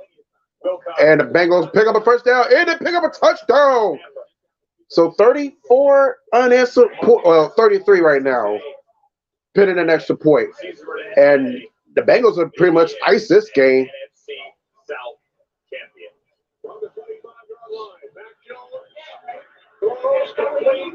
Meanwhile, we're gonna go to Vegas now. As the red zone takes us. Patriots got a chance to well, Mac Jones got a chance to be the GOAT. Fuck you, Josh Big douchebag. Stay in the backfield in case you had Max Crosby or Chandler Jones getting pressure. Ooh, victory beer. Beer tastes so better after a W. Had to wait 7 long weeks, including the bye week, to have a victory beer again, Broncos style. But like I said, I stand by what I said though about me not being invested the rest of the year. But I would take my wins when I can get them at this point. I just hope next year could be better. I just hope next year could be better. I'm not putting expectations or anything. I'm just gonna play it safe next season. And that's 34-17 Bengals. After that Joe Burrow touchdown, and Burrow's day is apparently done. 34 unanswered points by the Cincinnati Bengals. No, Dash is happy, and Flynn Lowe. They both gotta be happy today. We won't get a Dashy rant. We will not. Thank God. Dude needs to stop. And dude needs to slow down the rants anyway. I said it's not healthy. You know, especially you're almost 30. You don't want to constantly do that. Meanwhile, began the season in Philadelphia, but spent the preseason in LA, then went to Baltimore, then went to Patriots and Chargers try to So this is his 4th game. trying to generate game-winning drives. It's Herbert. He throws it. He finds this man. Oh, jeez. They're in field goal range.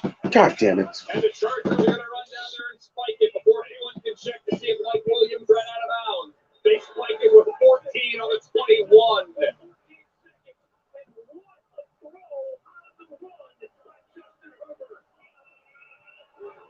And the look on Mike Vrabel's face says it all. Mike Williams called for the football. Was he out of bounds? Nope. Doesn't look like it. He pointed. Put it up. Oh, boy. Give it to me. That's what Justin Herbert did. Now Mac Jones. All right, Mac. Out of timeouts. Nerd. He called him. Oh, incomplete. Almost intercepted. Now 9 seconds. Patriots have no timeouts. Trying to get the field goal range. Might have to take the Hail Mary shot. Maybe time for one sideline shot here. To get out of bounds. Perhaps Chandler Jones with the pressure. He's had a big couple of weeks. Thanks. We were almost in this situation at the end of the half when you tried to take a shot into the end zone. Titans made a great play. Coming up, we'll update the playoff standings for you. Chargers trying to get to 8-6, which would be big. Here's Mac Jones now.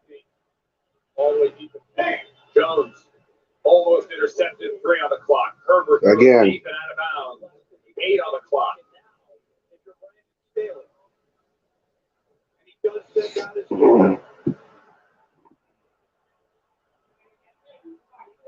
Here comes Cameron Dicker.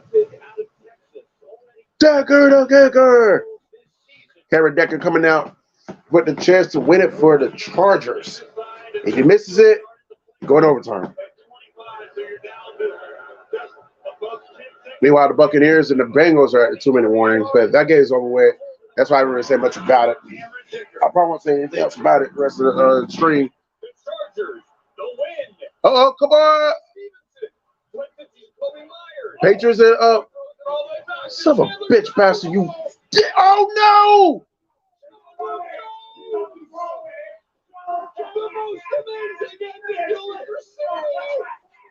What the fuck?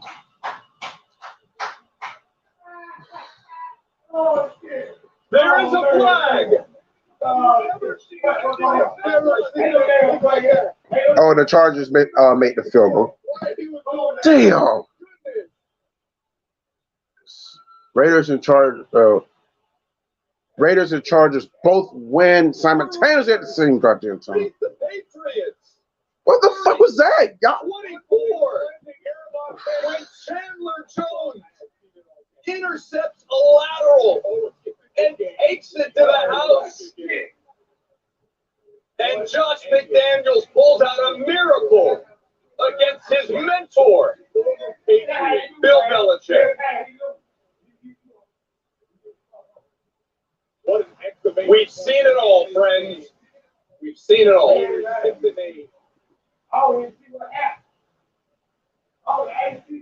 I think the stadium is still in shock the way we are. They're happy, but they still can't believe. Oh, by the way, there's still 4 seconds left in SoFi.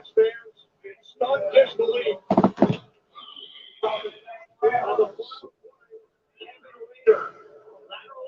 Did Lincoln strike twice? Nope. The Chargers get to 8-6 as the Patriots fall to 7-7. Jacoby Myers, I know that this was not the play call. He decides he's going to throw it to Mac Jones, and Chandler Jones takes advantage of the opportunity. Stiff boy Mac Jones on his way to the touchdown. I have no idea what Jacoby Myers. This is the Broncos. Chandler Jones. Mac Jones with the stiff Hands in the Fournette, and he gets it. First and 10 Tampa Bay is time's not good. Clock's ticking against them. Brady back to pass. Looking, throwing, caught. The former Patriot. Drafted in the first round by the way. Reception. First and 10 Tampa Bay. His third career touchdown. On the play. That was a hell of an ending, but why it had to be at the benefits of a division rival? Oh. It's a Christmas miracle in Las Vegas. You know what? It's a Hanukkah miracle in Las Vegas. The Raiders beat the Patriots 30-24. And it's been 31-0 in the second half for Cincy. 4 turnovers. Brady. I'm updating the score. They're trailing, and really, you can't turn the ball over like that. Brady's over 300, the first passer all year to do that against the Cincinnati defense. Meanwhile, the Buccaneers finally found their way towards the red zone for the first time since the first half. Tonight on CBS Fox Sports for 60 minutes, the trip to the miraculous town of Lord's, France. Followed by the CBS Holiday Special for Christmas weekend. Plus, East New York, that's tonight on CBS.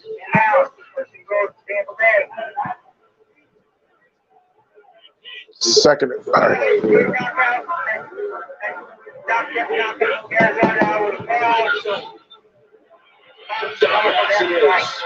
Russell Gage.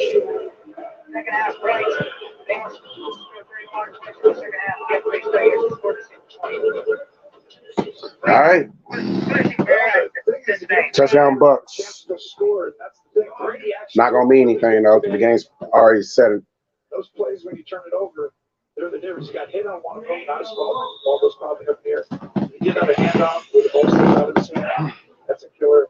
And he also threw the interception early and started the third quarter. That was a killer. Excuse me, Buccaneers going for 2. For the second touchdown pass.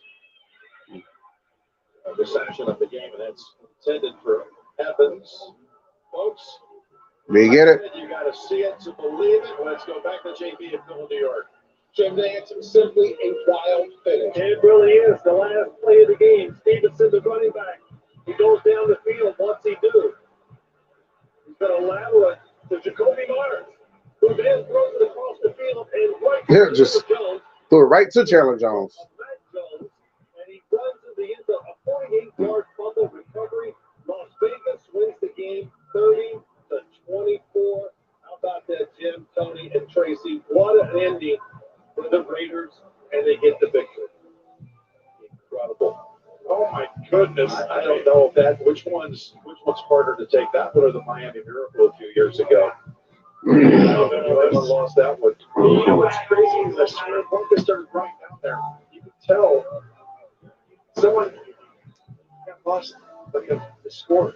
Yeah, he acted like once the first lateral happens, on the second guy gets it, he's going, "Oh my gosh, we got to score!" The Jacoby Myers guy, right? Yeah, Jacoby throws that, but it's tied. Go to overtime. 2 games today in there, walk-off defensive touchdown. Right in the hands of Irwin. And that will close out this one. If it didn't already. All right. Quite a while back. Here you go. Take a look now at the division leaders. You got Tennessee. Yep, it's falling by the week now. 7-7, still leading the AFC. Similar to Tampa, though, yeah, because they're both kind of going to be locked in. So what do you think the Bucs are capable of doing in the playoffs? Because look, you know Dallas has got a great chance to finish as the 5, and obviously the winner of the NFC South is going to be the 4. So the 5 plays the 4. Would you give them a chance to do anything? All right, that's going to be ball game. Bengals are in victory formation there. So they're going to come away with the 34-23 win over the Tampa Bay Buccaneers.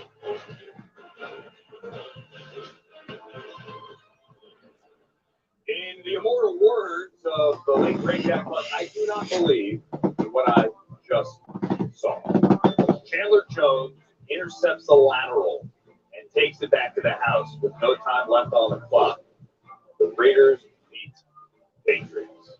Welcome back inside our studio here. Before we pack up for week number 15, here is the AFC as best we can figure it out right now. Tennessee with the loss there. Go to 7-6. We haven't updated that. They're actually 7-7. But Tennessee still does have the lead in the AFC South. However, with that loss, Jacksonville over there at 6-8 controls its own fate. Jacksonville plays the Titans again. They beat them last week. Week 18 is the next one. Jaguars win. I got a feeling the Jaguars going to win the AFC South now. It's looking like it's going to happen. Bengals will go to 10-4, and the Bengals will stay now a game up on the Ravens. Baltimore has the head-to-head. They're going to play again Week 18. That could be your Week 18 Sunday night game, or it now could be, you never know, Tennessee and Jacksonville. The win by the Chargers has had I said we're going to see anything on my birthday weekend. The Titans Jaguars is Sunday night with AFC South on run. I'm actually streaming that one. We'll see. The 6-8 mosh pit of mediocrity, as I call it, down here with the Jaguars, Raiders, Browns, and Steelers. Browns have the head-to-head with the Steelers. They play again Week 18. If that would factor, who knows? Unlikely now, but a big win for the Raiders. Also, the Colts aren't on here, but the Colts have not officially been eliminated, believe it or not, after the 2 results we just saw. I know. I mean, for all intents and purposes, long a 33-point lead to have to eliminate you. But technically, it did not. We're going to give a loss to the Buccaneers. This has not been updated. Now it is. Tampa is 6-8. But Tampa is leading the division. And Tampa actually, even with the loss, was helped out immensely by the Panthers losing, by the Falcons losing. The Saints are still in it at 5-9. Only 1 game back in the win column here. But if the Panthers had won today, combined with that Bucs loss, Carolina would be in first right now. Alas, that did not happen. Is Eagles and Cowboys. Eagles can wrap up the 1 seed overall, lock it in at home field advantage next week with that game on Sunday against the Cowboys. Vikings have won the division. Niners have won the division. The Commanders and Giants play tonight. They're not going to move here from the wild card spot because the best team over here is Seattle and Detroit at 7-7. So they can't move up here regardless of who wins this game. But if the Giants beat the Commanders, what that would do, it would clinch a playoff spot for the Cowboys. That is the game. If the Giants beat the Commanders, if not, then we go to week 16 without the Cowboys clinching.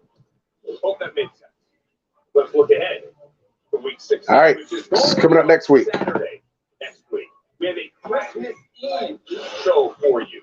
Next So we got Saturday, Bills, Bears, Saints, Browns, Texans, Titans. the Saints and the Browns, and the Titans on your Bills are going to demolish the Bears. also scheduled to appear on Christmas Eve while you're wrapping. We got Seahawks and Chiefs, Giants, Vikings, Bengals, and the Patriots. So today the Bengals play Tom Brady. Next week they play the Patriots. You got Lions, Panthers. You got Falcons, Ravens. I will likely be streaming the Falcons Ravens game next Saturday. They got the HTTRs and the 49ers. Then you got Eagles and Cowboys. Or maybe I might do Eagles Cowboys. I'm not sure yet. But yeah. Saturday, December 24th. So let's run down let's officially run down the schedule. Happy first night of holiday. My name is Andrew Siciliano. Have a fantastic holiday weekend. We'll see you back here next Saturday. All right, so I'm gonna run down the full schedule.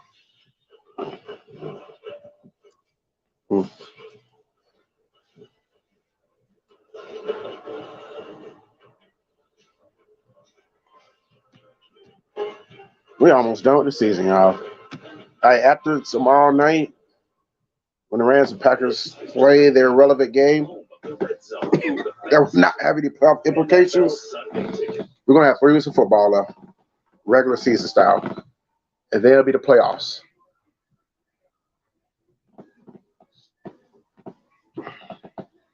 See you Saturday.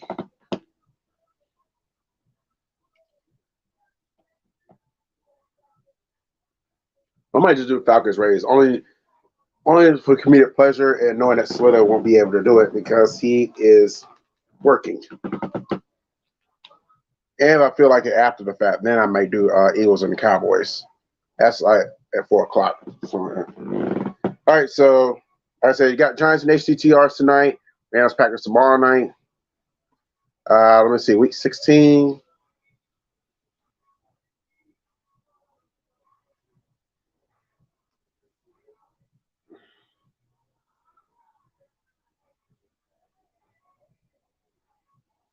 Yeah, it's showing Applebee's commercial.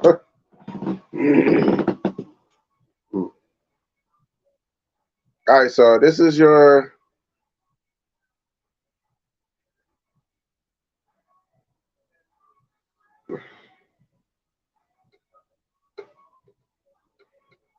Applebee's got some decent food. I'm not gonna officially knock them. They got some decent food. I'll give credit where credit's due. Just don't order from DoorDash because they good at fucking up your order if you do.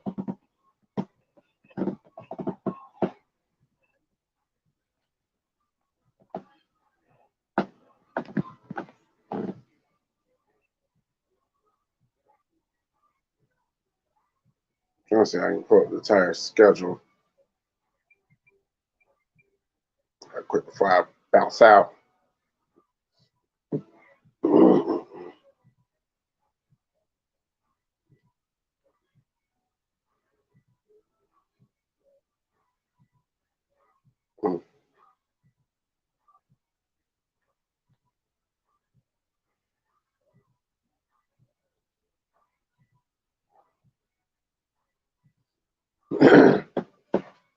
All right, here we go.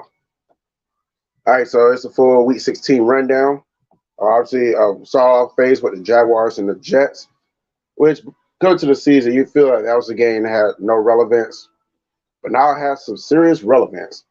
Jets trying to keep their slim playoff hopes alive, all things going to happen. Jaguars are going to try to move one step closer to catching the Titans in the AFC South. And these are the Saturday games. I already ran through those games. And then the night of Christmas Eve. I'll run them again. I'll run them one more time. Like I said, Falcons Ravens, 1 o'clock. I said I will likely be streaming that game before I go join my family for the Christmas activities. They got Seahawks and Chiefs. Chiefs already won the AFC West. Seahawks trying to keep their playoff hopes alive. Oh, speaking of Falcons and Ravens, thanks to the Buccaneers losing, the Falcons are still alive in the playoff race at 5-9. Ravens trying to stay one step closer on the Bengals in the AFC North. I says Seahawks Chiefs at 1. All right, right now those playoff scenarios. You got the Lions and the Panthers at 1 o'clock. That game has playoff implications. You know, the Lions can no longer win the NFC North like there was a chance anyway. They still alive in the wild card chase. The Panthers can still clinch the NFC South. And as Andrew Siciliano mentioned, at the Panthers beat the Steelers, the Panthers will be in first place in the NFC South right now, with the Bengals beating the Bucks. But that's not the case. They're tied for second. Then you got the Saints and the Browns. The Saints still alive in the playoff race. Still alive in the NFC South race. Cleveland Browns. They came. I don't think they can win the AFC North anymore. I don't think they had a chance, but they're still alive in the wild card race. They're one of those 6 and 8 teams in that jumbo mumbo. They played the Steelers in week 18, so who knows? Not for the AFC North, but for wild card purposes, that is. We already know the AFC North is coming out between the Bengals and Ravens. Then you got an AFC South matchup, Texas Titans. I think the Titans will bounce back that one. They need to seriously bounce back. They dropped 4 straight. If they lose to the Titans, not the Titans, they lose to the Texans, they could very well lose the AFC South. I can see the Jaguars officially winning that division if the Titans do drop to the Texans.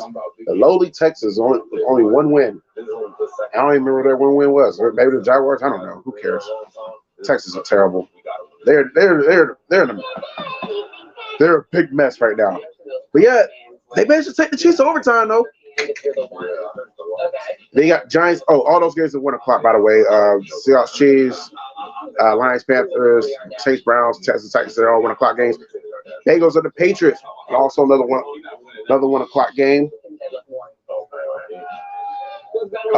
Bengals might get clinch the playoffs next week. I'm not sure. Obviously, they cannot clinch the AFC North, even with the win and the Ravens loss. But they can move 1 step closer with the win. Patriots going to need to get that foul taste out their mouth after that failed. I got sidetracked. Anyways, after that failed. Okay, I'm not getting the brain for it.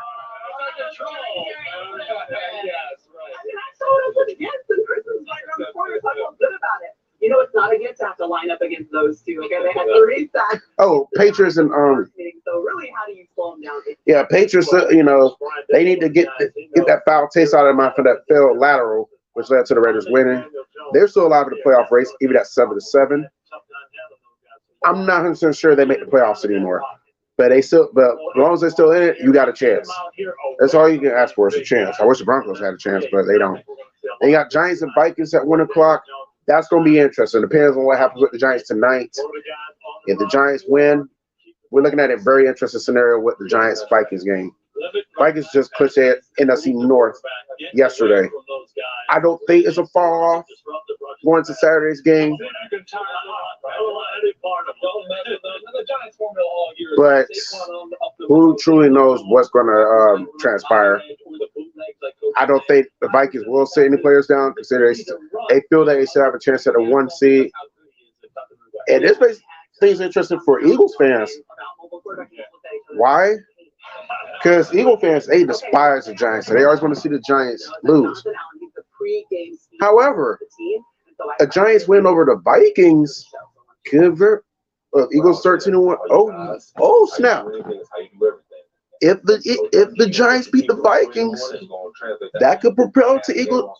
That could set up the scenario where the Eagles not only clinch the NFC East, but they could possibly clinch home field advantage throughout the playoffs next week with the Vikings loss. Who would have thunk it? It comes to the space of the New York Football Giants.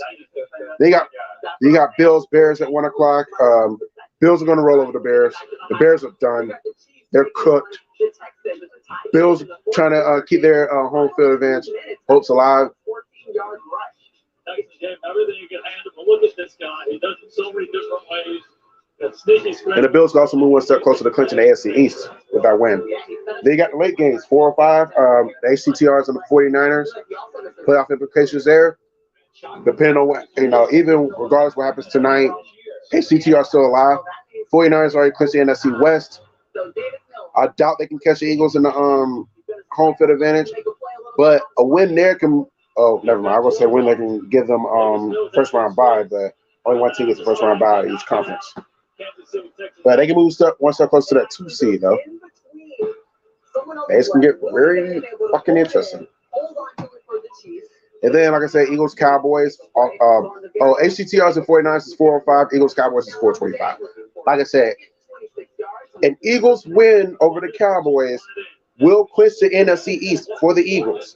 However, with a Vikings loss to the New York Giants earlier that afternoon, then the Eagles win over the Cowboys not only will clinch them the NFC East, but it will clinch them home field advantage throughout the playoffs. That means the road to the Super Bowl, the NFC, will run through Philadelphia, which means we're probably going to see a crazy-ass Way high. I'm going to watch this video, too, because I'm pretty sure he's acting crazy. And then Sunday night, in this case, Saturday night football, you got a classic rivalry, the Raiders and the Steelers. Both teams fight for playoff hopes. Neither team can win. Well, Steelers are mathematically still alive in the AFC North, but let's be real, they're not winning the AFC North.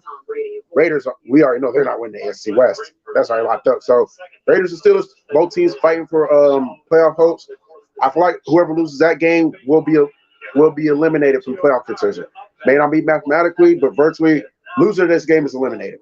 This is a de facto playoff game. Both teams need to win to stay alive. Whoever loses, I think it's pretty much done. And then you got Christmas Day. You got the Packers and the Dolphins. Bengals are good. Bengals are good, and they're the best team in the Packers are not going anywhere. Mathematically, they're still alive in the playoff race, but they're not winning they're not going to the playoffs. Dolphins, they're well alive in the playoff race. I doubt they're going to catch the Bills now in the AFC East, but they can get a wild card though. They can get a wild card. And then Sunday night, Christmas night, you got the Buccaneers. Excuse me, and the Cardinals. Buccaneers at 6-8 still.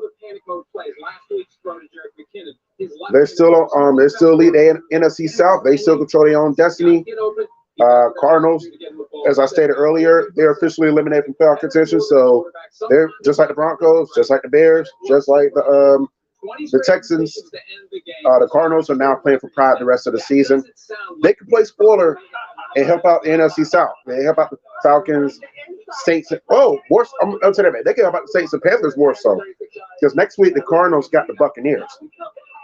If they beat the Buccaneers, it opens up the lane for those 5-9 teams in the NFC South to have a chance, considering what they do with their Week 16 games. Then after that, they play the Falcons Week 17. So they can play spoiler in the NFC South. That's where the Cardinals are at right now. And then you got Christmas afternoon. By the way, Buccaneers Cardinals is likely on NBC. Packers Dolphins is on Fox. And then you got the Broncos and Rams on CBS and Nickelodeon. Both teams, Broncos, Rams, highly disappointing. Neither team is going to the playoffs. They're both playing for pride. And I probably will be watching this game, but don't ask me if I'm streaming. I'm not taking the time out my Christmas day to stream anything. Fuck that. And then Monday Night Football to wrap up Week 16, you got the Chargers and the Colts. Surprisingly, the Colts are still alive in the playoff race, but a Chargers win, I think, will pretty much eliminate the Colts. Chargers with a good win over the Titans, good close win at the end. They're well alive in the playoff race. They actually got one of those wild card spots right now. They went out. They're in. honestly, they're not going to catch the Chiefs, or nobody's going to catch the Chiefs. But, you know, and they got an interest, and Chargers got an interesting closing to the schedule. You got the Colts, then you got the Rams, and then you got the Broncos to close out the season. 3 terrible teams. So I hope the Broncos can beat the Chargers. I hope the Chargers are dangling for dear life by the time week 18 rolls around. That'll be the ultimate birthday present for me. Watching the Broncos beat the Chargers to knock them out the playoffs altogether, just like the Raiders did to them last year, and put them right here on the bed watching the playoffs with me. Well, more so, it's not a couch, so you get the vision. Put them on the couch, watch the playoffs with me. You're not going to play in it. But anyways, there you have it. That's week 16 in a nutshell. Big ups to every except the Raiders and Chargers. Big ups to everyone else who got dubs today. To the teams that lost. Try again next week, I guess. And on that note, I'm going to get up out of here. I'm done. Keep your eyes and ears open for the community tab. See what's going on with all things A-Fizzle Productions. I get this phone fixed this week. If I get this phone fixed this week, like I said, it's probably just a battery. I can start working on that vlog I did. I'm working on this vlog that I got for y'all. Peanut butter and chocolate. Not sorry. And I keep y'all updated whether I'll be streaming any games or not on Saturday. And also, it's also very important I get this phone fixed because I still got to do my bet for Slitter. The shot bet where I got to take Drake 2 fireball shots because Georgia won going 12-0 and I lost. So that's also major because I record my videos on this phone. So I definitely need to go get that fixed. So I can go and do this bet and get it over with and be done and move forward. And until next time, A-Fizzle signing out. Y'all enjoy the rest of y'all weekend. Good luck to the Giants and HTTRs tonight. Good luck to the Rams and Packers tomorrow night. And I'll holler at y'all later. DB4L, Jaw Broncos. Finally got you a W. That's what I'm talking about. Welcome to the Holiday Sunday Night Kickoff.